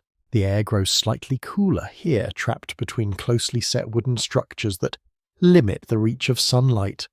Shadows overlap in uneven layers, creating a patchwork of dimness that changes with every step forward. You notice how even small movements of people ahead create ripples in the visual field, briefly altering the balance of light and space. A widely recognized historical fact in studies of early colonial settlements is that urban development in New England often followed organic growth patterns rather than strict pre-planned layouts. That tendency explains why streets here feel as though they evolve through repetition of use rather than deliberate design. You pass a narrow passage where two paths converge without clear hierarchy. People enter from different directions and pass through each other's trajectories with practiced ease. There is no pause, only adjustment. The flow continues without disruption, as though movement has been rehearsed over generations. A small detail frequently mentioned in historical diaries is that residents often developed mental maps of the most efficient walking routes that changed depending on time of day, weather, and activity levels. That adaptive navigation is visible here in how quickly individuals choose alternate paths without hesitation. You continue forward and the sound of a nearby workshop becomes clearer. Metal or wood is being shaped with steady rhythm, each strike controlled rather than forceful. The sound does not dominate the street, but blends into it, becoming one thread among many. A scholarly perspective often debated among historians concerns whether early American colonial towns should be understood as emerging from intentional social engineering or from incremental adaptation to environmental and economic necessity. In this moment, the incremental explanation feels especially convincing. You pass the workshop entrance where a worker pauses briefly to adjust material before continuing. The pause is short, almost invisible, yet it changes the rhythm of the entire operation for a moment before it resumes its steady pace. A quirky observation from period accounts describes how certain tradespeople could identify one another by sound alone, recognizing specific rhythms of work as markers of skill, technique, or even identity. Here that idea feels plausible as overlapping sounds distinguish one space from another. Further along, you notice a small cluster of people gathered in conversation near a doorway. Their arrangement is loose but intentional, forming a shape that allows movement to continue around them without obstruction. Speech rises and falls in controlled intervals, never fully dominating the space. A widely accepted historical fact in social research is that colonial communities often relied heavily on informal communication networks to share information about goods, services, and local events. That informal system is visible in how quickly information seems to pass through even brief encounters. You observe a moment where a simple exchange occurs involving a wrapped item. There is no extended discussion. A nod, a brief confirmation, and the exchange is complete. The efficiency of it suggests deep familiarity between participants, even if they are not closely acquainted. A curious detail noted in some personal writings from the period is that trust in such environments was often built not through explicit agreement but through repeated visibility over time, where recognition itself became a form of assurance. You continue walking and the street subtly widens again before narrowing immediately after creating a rhythm of compression and release. This pattern affects not only movement but attention as your focus adjusts continuously to changing spatial constraints. A scholarly debate that continues among historians concerns whether this kind of urban density encouraged stronger communal interdependence or whether it limited personal autonomy by embedding individuals too deeply within constant observation by others. Both interpretations feel present in the way people subtly adjust their behavior when passing one another. You notice a child moving quickly between two adults guided not by instruction in words but by timing and gesture. The movement is efficient, almost instinctive, shaped by familiarity with the surrounding flow of people. A quirky observation from historical description notes that children in such environments often learn spatial awareness earlier than formal skills, adapting quickly to dense environments where movement required constant awareness of others. The soundscape shifts again as you pass another intersection. Instead of a single dominant rhythm, you hear layered fragments of activity, each belonging to a different nearby space. Together they form a composite sound that defines the neighborhood more than any individual source. You begin to sense how thoroughly the city relies on continuous adjustment. Nothing remains fixed for long. Every movement responds to another. Every pause influences the next action, and every space carries traces of repeated use. A widely cited historical fact in urban cultural studies is that early colonial towns functioned as tightly integrated social ecosystems where work, residence, and commerce were deeply interwoven, producing constant interaction among inhabitants throughout daily life. As you move forward, this interweaving becomes increasingly apparent. There is no clear boundary between public and private activity, only shifting degrees of exposure and proximity. And ahead, the corridor of Boston continues unfolding, shaped by repetition, adaptation, and shared presence, where every step contributes quietly to the ongoing rhythm of the city. The passage ahead opens into a space that feels slightly more stable than the narrow corridors behind you. The change is not dramatic, yet it is noticeable in the way light gathers more evenly on the ground and how movement becomes less compressed. You sense a brief easing of pressure, as if the city is allowing a slower breath before tightening again further on. The wooden structures here appear more regularly spaced though, still shaped by gradual growth rather than strict planning. Their surfaces carry marks of repair and adjustment layers of maintenance that suggest long use rather than sudden construction. You notice how each building seems to have been repeatedly adapted rather than replaced, as if permanence is achieved through continuous modification. A well-established understanding among historians of early New England settlements is that building practices often prioritize repair and reuse due to limited resources and constant environmental wear. That pattern is visible in every uneven plank and patched surface you pass, where survival and practicality guide for more than appearance. You walk past a doorway where interior activity is partially visible. People move within in a steady rhythm, handling materials and exchanging items without pause. The boundary between inside and outside feels thin here, as if the structure cannot fully separate public life from private labour. A detail often recorded in contemporary accounts is that households frequently blurred distinctions between work and residence, allowing economic activity to occur within living spaces. That blending creates a sense that the entire street is an extension of domestic function rather than a separate civic zone. You continue forward and the sound of conversation grows slightly clearer, though still controlled in tone. Speech rises briefly in intensity during moments of exchange, then settles again into quieter intervals. The pattern suggests an environment where communication is shaped by efficiency rather than openness. Some historical interpretations emphasize that such tightly connected living conditions encourage strong social awareness, where individuals became highly attuned to changes in tone, timing, and presence. That heightened awareness is evident in how quickly people adjust their behavior when passing one another. You notice a small group standing near a shared working surface. Objects are arranged, examined, and passed along with minimal hesitation. Each action appears coordinated without visible instruction, relying instead on familiarity and repeated practice. A lesser-known observation found in personal writings from the period suggests that trust in such communities often developed through repeated observation over time, where recognition of reliability replaced formal agreement. That idea becomes clearer as you watch exchanges occur with quiet certainty. Further along the street narrows again, drawing attention inward. Light becomes fragmented and shadows lengthen across walking paths.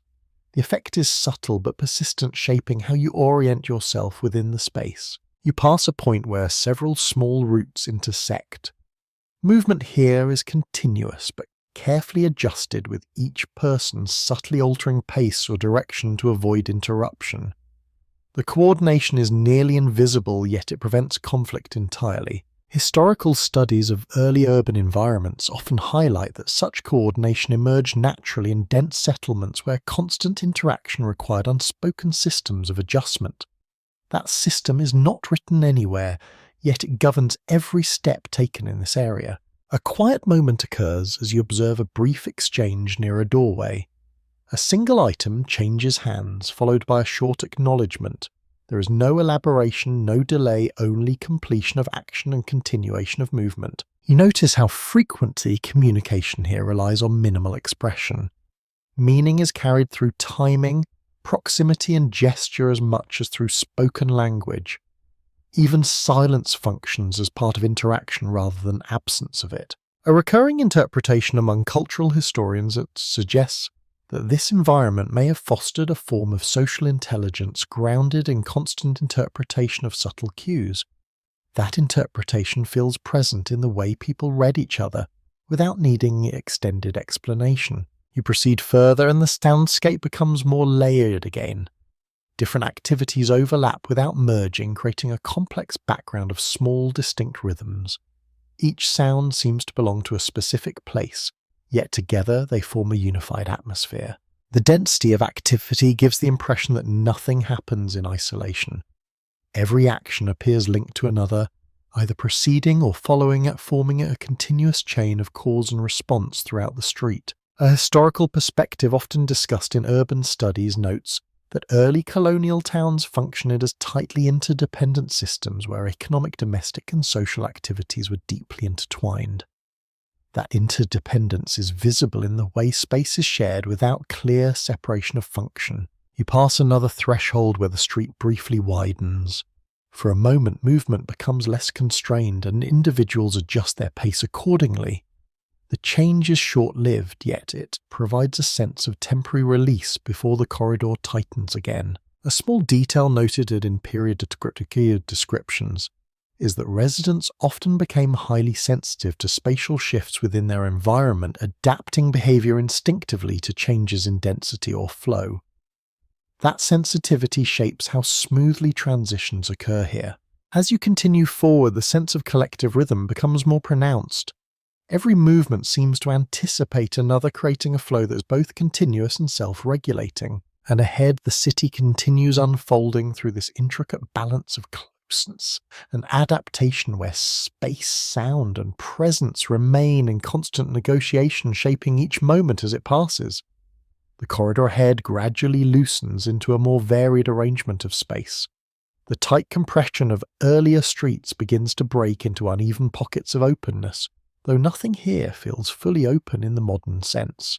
Instead, it is a sequence of partial expansions, each one offering brief relief before narrowing again into familiar density. Light becomes more active in this stretch of the city. It no longer arrives only in thin vertical strips between buildings, but spreads in broken patches across walls, ground, and passing figures.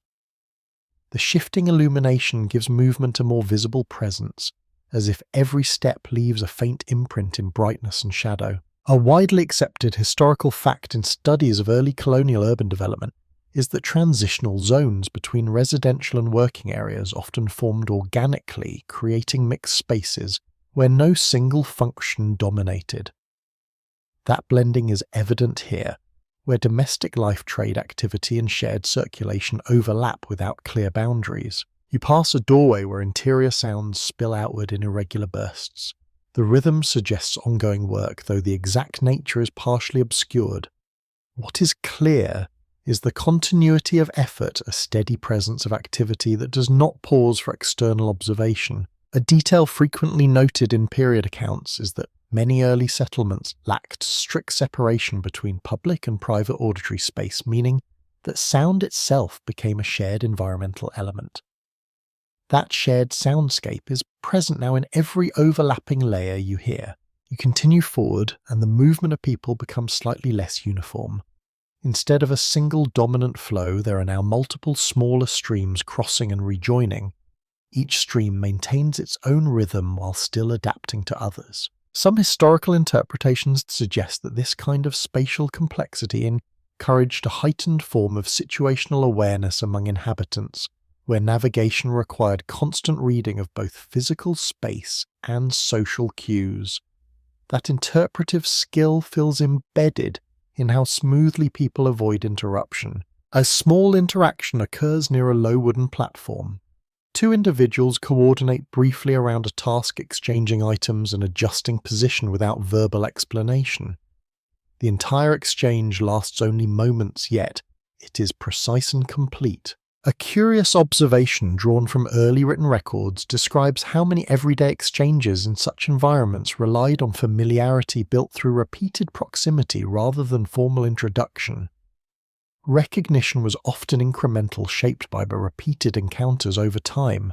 You move deeper into this mixed zone, and the atmosphere shifts again. The scent profile changes subtly, introducing hints of stored goods, textiles, and warmed materials. These sensory layers suggest a convergence of domestic storage and active trade nearby. A widely recognized historical understanding is that colonial towns often developed multifunctional buildings where storage, production, and exchange occurred within the same structures.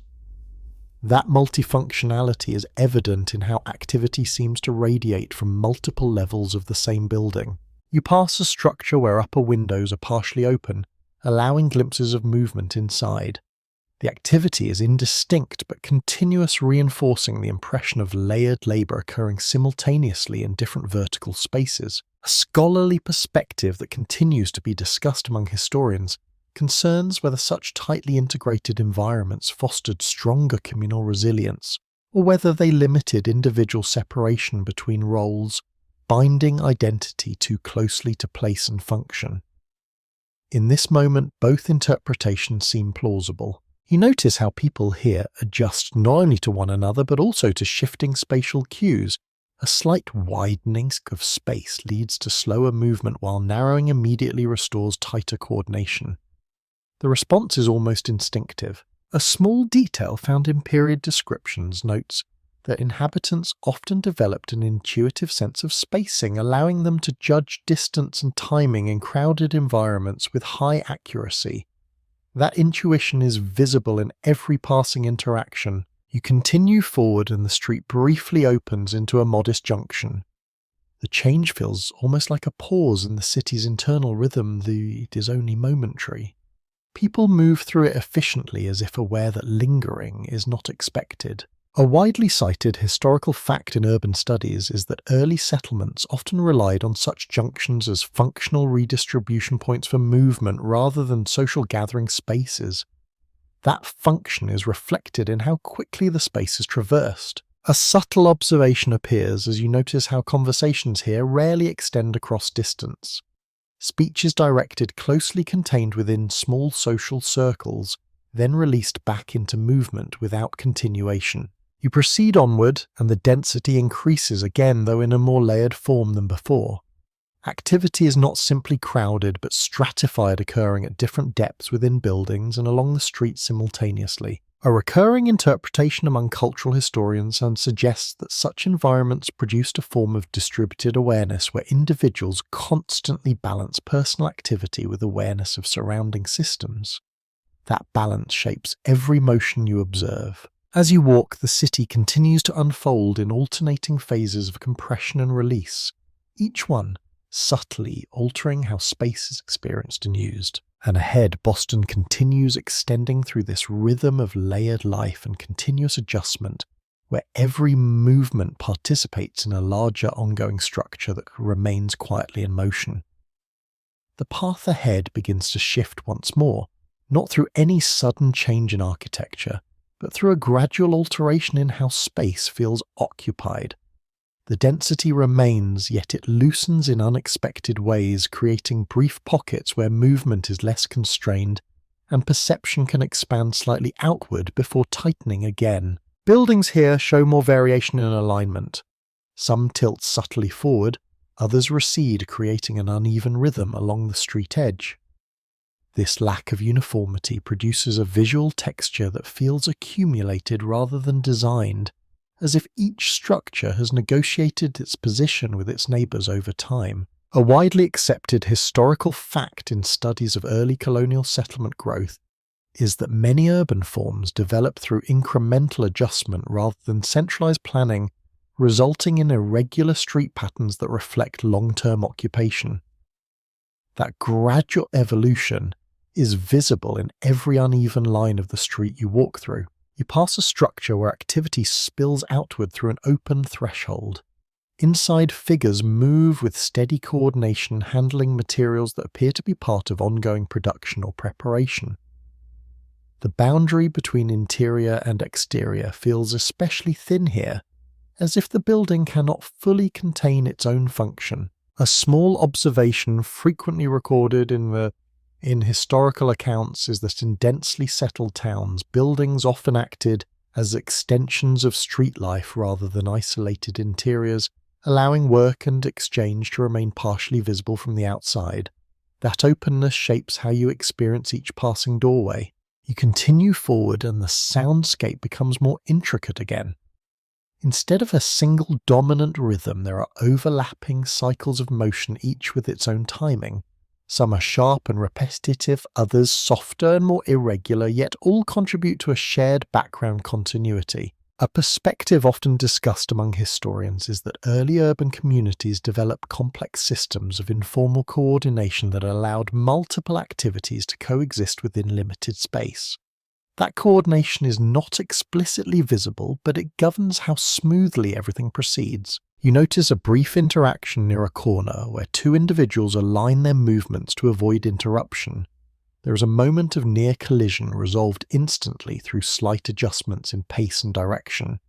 No words are exchanged. A curious detail found in personal writings from the period describes how residents often became highly skilled at interpreting intention through micro-adjustments in posture and timing, reducing the need for verbal clarification in crowded environments.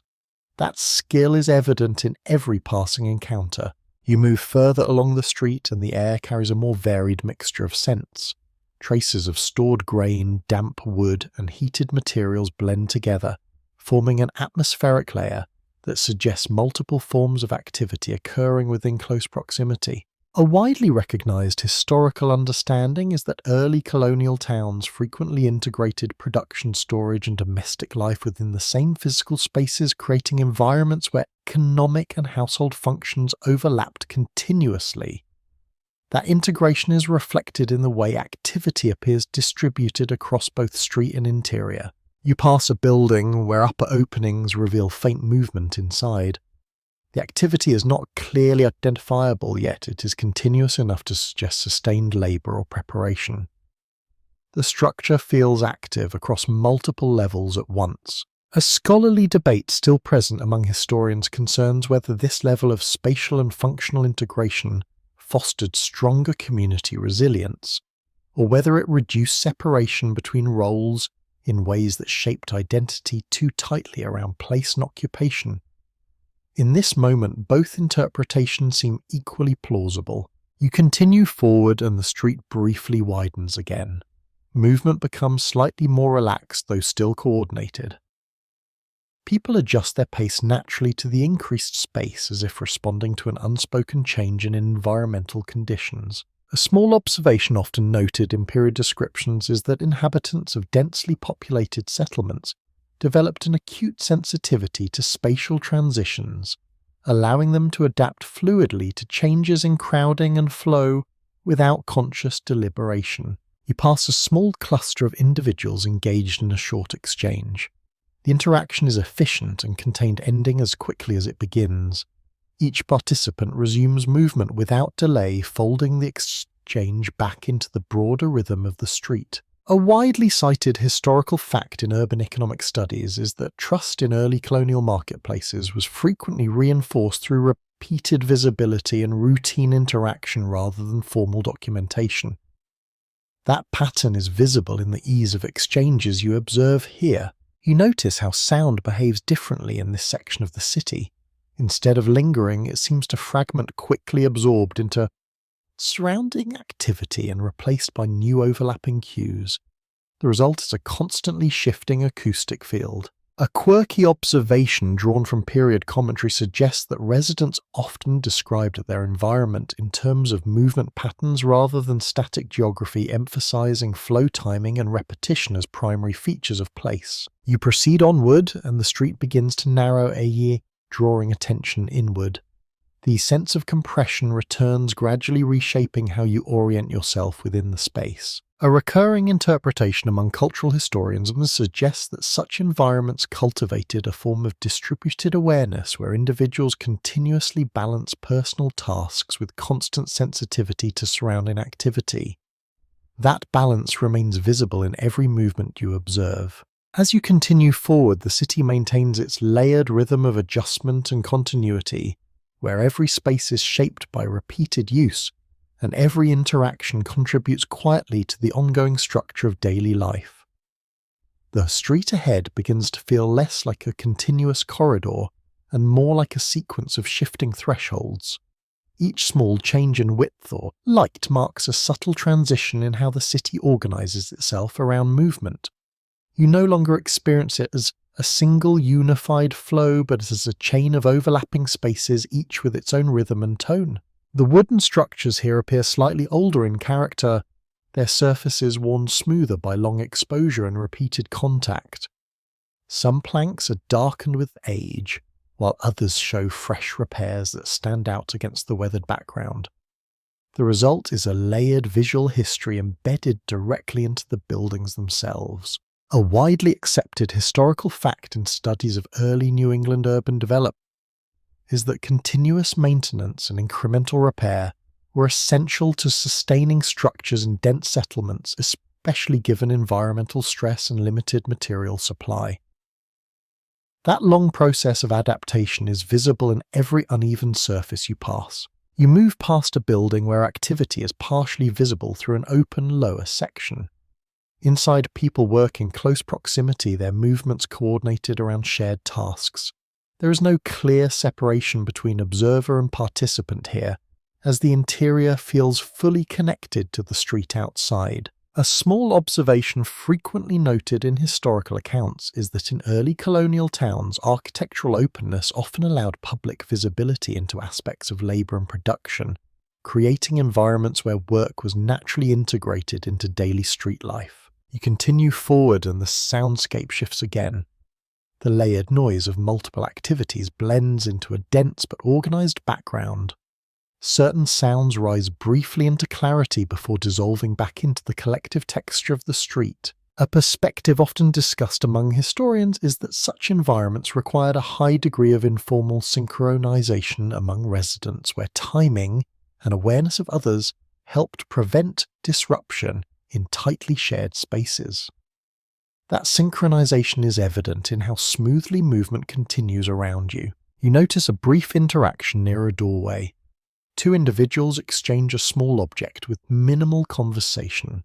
The entire process is efficient, almost habitual, suggesting repeated familiarity with similar exchanges. A curious detail drawn from period writings suggests that many everyday transactions in such communities relied more on recognition and routine than on explicit negotiation, with trust developing through repetition over time. You proceed further and the spatial rhythm of the city changes again. Narrow passages alternate with slightly wider openings, creating a breathing pattern in the layout of the street. This alternation influences how people adjust their pace without conscious thought. A widely recognized historical understanding is that early colonial urban spaces often evolved organically in response to patterns of use rather than formal design, producing irregular but functional layouts shaped by daily necessity. You pass a small cluster of individuals gathered in quiet conversation. Their arrangement is loose but deliberate, allowing others to move past without interruption. Speech is subdued and pauses between phrases are common. A scholarly interpretation that remains widely discussed among historians concerns whether such dense social environments encourage stronger communal cohesion, or whether they created subtle pressures that influence behavior through constant proximity and observation. Both readings feel present in the atmosphere. You notice how attention itself seems distributable across the street. People are not only focused on their immediate tasks, but also continuously aware of surrounding movement, adjusting subtly to avoid disruption or overlap. A small observation often mentioned in period descriptions is that residents in such environments developed a refined sensitivity to timing and spatial awareness, allowing them to navigate crowded conditions with minimal conflict. You continue onward and the street gradually compresses again. The sense of enclosure returns, though.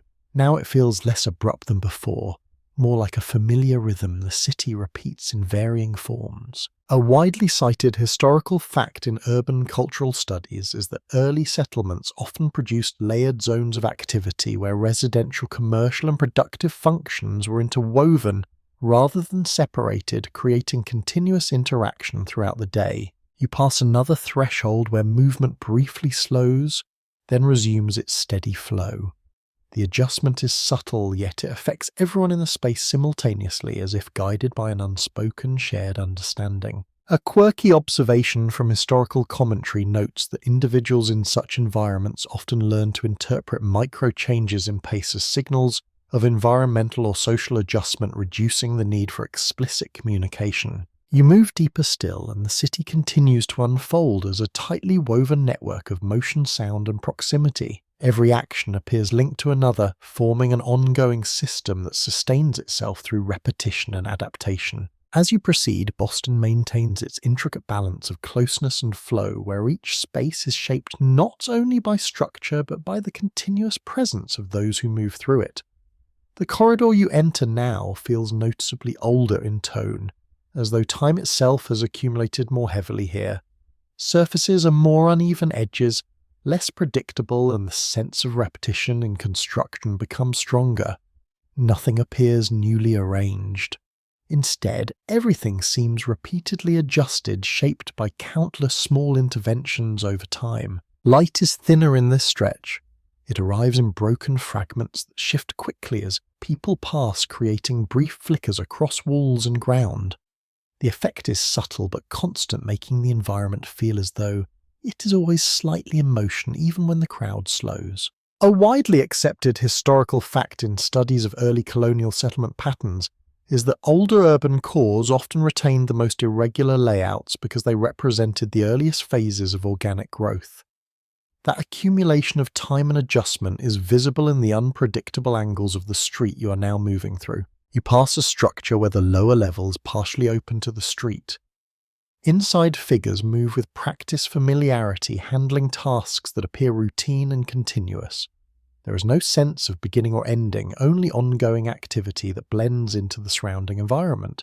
A small observation frequently recorded in historical descriptions is that in dense colonial towns, many forms of labour were visually integrated into street life, allowing passers-by to witness ongoing work as part of everyday experience rather than separate from it. You continue forward and the soundscape tightens again. The mix of activity becomes denser yet more controlled, as if the environment filters noise into a structured pattern. Certain rhythms stand out briefly before being absorbed back into the collective background. A perspective often discussed among historians is that such environments required continuous low-level coordination among inhabitants, where awareness of timing and proximity helped maintain order without formal regulation. That coordination is evident in the smooth flow of movement around you. You notice a brief pause in traffic near a narrow point in the street.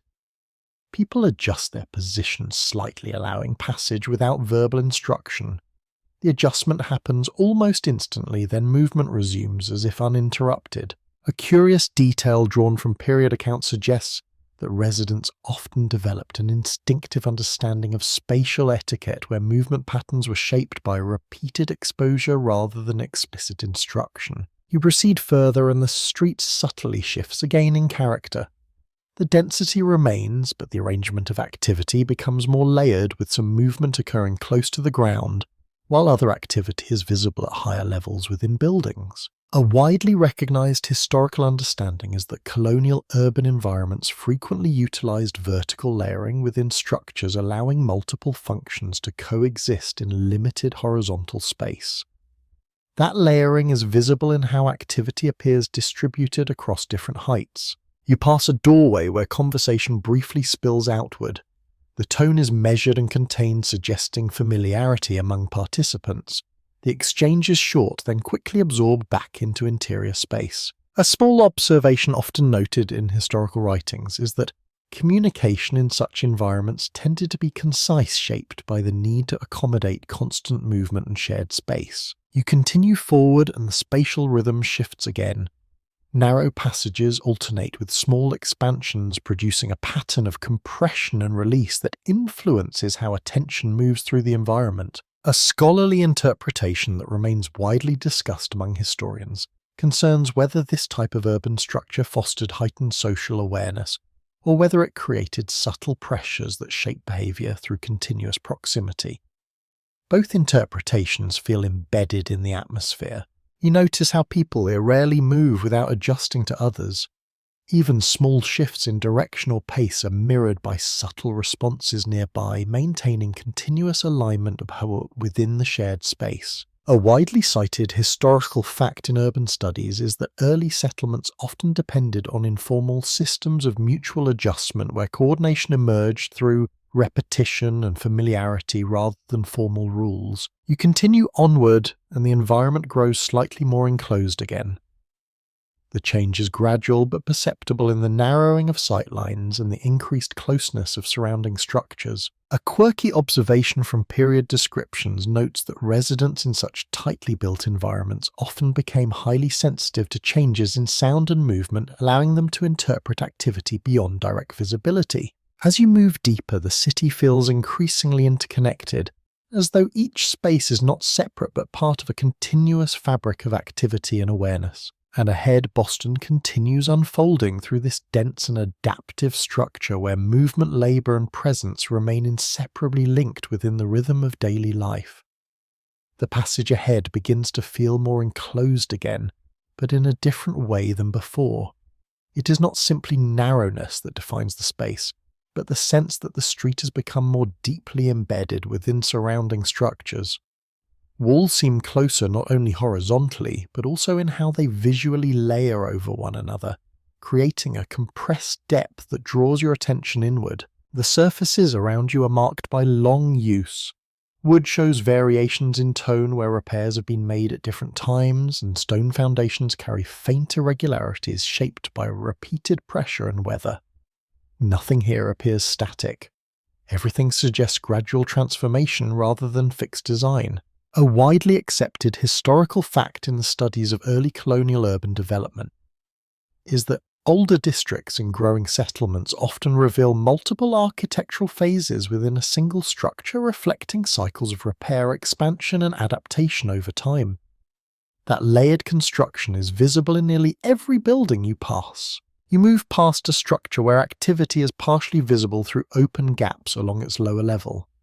Inside, people work in close coordination, their movements efficient and continuous.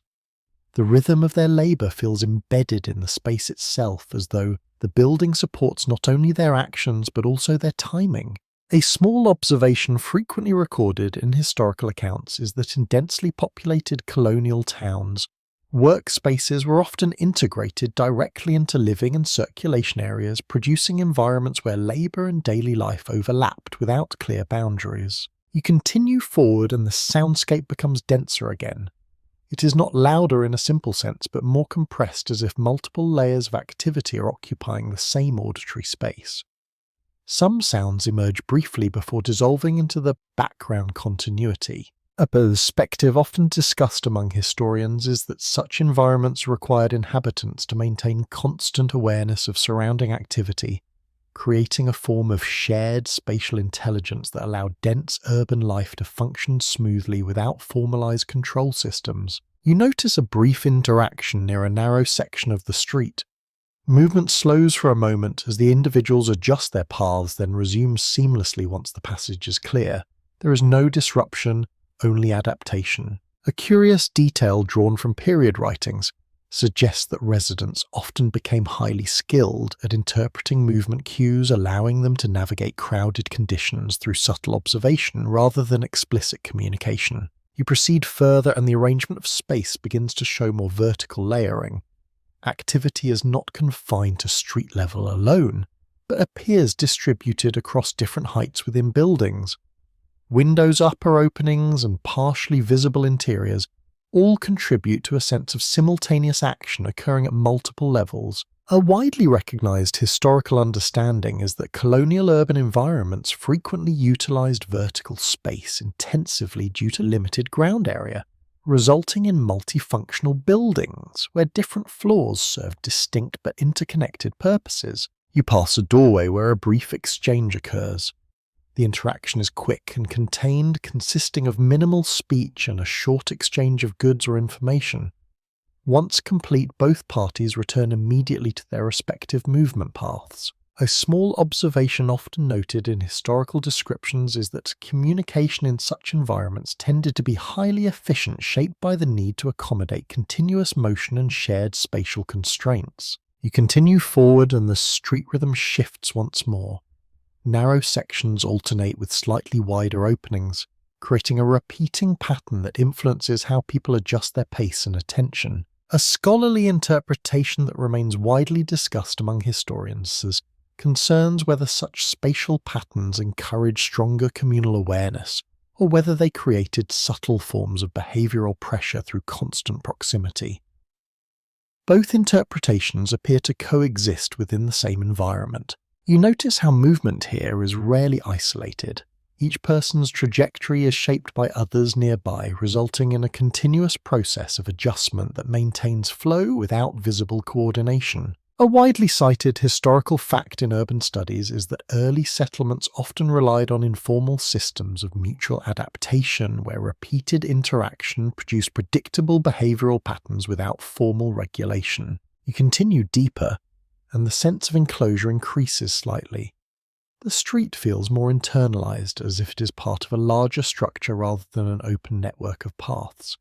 Light becomes more fragmented and sound more layered. A quirky observation from period accounts as notes that inhabitants of such environments often developed heightened sensitivity to environmental cues, allowing them to interpret changes in activity even without direct line of sight. As you move forward, the city maintains its dense and interconnected rhythm, where every action is shaped by proximity, timing, and shared awareness. And ahead, Boston continues unfolding through this tightly woven structure of continuous adjustment, where movement and presence remain inseparable parts of everyday life. The space ahead tightens once more, but it does so with a different quality than earlier passages.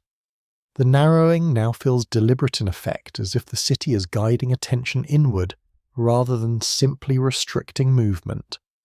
Every step forward seems to draw the surrounding environment closer to perception itself. The buildings on either side appear more compressed together, their upper levels leaning slightly toward the street. This creates a continuous canopy of wood and shadow that filters the remaining daylight into faint shifting patterns across the ground. A widely accepted historical fact in studies of early colonial settlement design is that densely built urban cores often developed canopy-like street conditions due to incremental upper floor expansions which extended over time into shared airspace above public pathways. That architectural accumulation is visible in the way structures now seem to converge overhead. You pass a structure where the lower opening reveals only partial activity. Movement inside is visible in fragments interrupted by wooden framing and shifting angles of view. The impression is not of concealment, but of layered visibility where only portions of activity can be perceived at once. A small observation frequently recorded in historical descriptions is that in such environments visual access to labour and domestic activity was often fragmented by structural constraints, creating a partial and continuously shifting relationship between interior and exterior life. You continue forward and the soundscape becomes more compressed again. It is not simply louder or quieter, but more tightly interwoven, as if individual sounds are competing for limited space before dissolving into collective background noise. A perspective often discussed among historians is that densely populated early towns required inhabitants to develop continuous auditory awareness where sound functioned as an additional layer of spatial navigation within constrained environments. You notice a brief moment where movement slows at a constricted point in the street. People adjust their positioning smoothly, allowing passage without interruption. The coordination happens without visible instruction, relying entirely on shared timing and awareness. A curious detail drawn from period accounts suggests that residents often developed instinctive understanding of flow patterns in crowded streets, enabling them to anticipate movement before it fully occurred. You proceed further and the structure of the street begins to show more internal segmentation. Small variations in width, light, and building alignment create subtle divisions within what is still technically a single path. A widely recognized historical understanding is that early colonial urban environments frequently evolved in segmented layers where repeated adjustments over time produced micro-variations in space that influenced how people moved and interacted. You pass a doorway where a brief exchange takes place. The interaction is minimal, consisting of short speech and a quick transfer of responsibility or goods. Once completed, both individuals immediately continue their separate paths. A small observation often noted in historical writings is that communication in such environments tended to be highly compressed, shaped by constant proximity and the necessity of maintaining uninterrupted movement through shared space. You continue onward and the street briefly opens into a slightly wider section before narrowing again. The change is subtle but affects the rhythm of movement, prompting slight adjustments in pace among those passing through. A scholarly interpretation that remains widely discussed among historians concerns whether such fluctuating spatial patterns encouraged heightened collective responsiveness or whether they impose subtle behavioral discipline through environmental constraint. Both interpretations remain plausible within the same setting. You notice how attention here seems distributed across multiple layers at once. People are not only focused on immediate tasks, but also continuously tracking nearby movement, adjusting in small ways to maintain alignment with surrounding flow. A widely cited historical fact in urban studies is that early settlements often depended on continuous informal negotiation of space where movement was shaped through repetition, familiarity, and mutual adaptation, rather than formalized planning. You continue deeper and the sense of enclosure intensifies again. The street feels more internalized, as though it is part of a continuous structure rather than an open passage between separate places. A quirky observation from period descriptions notes that individuals in such environments often developed heightened spatial intuition, allowing them to navigate complex layouts with minimal conscious calculation. As you move forward, the city maintains its layered rhythm of compression and release, where space, sound, and movement remain in constant negotiation. And ahead, Boston continues unfolding through this tightly interwoven environment where every action is shaped by proximity, repetition, and the shared logic of daily life.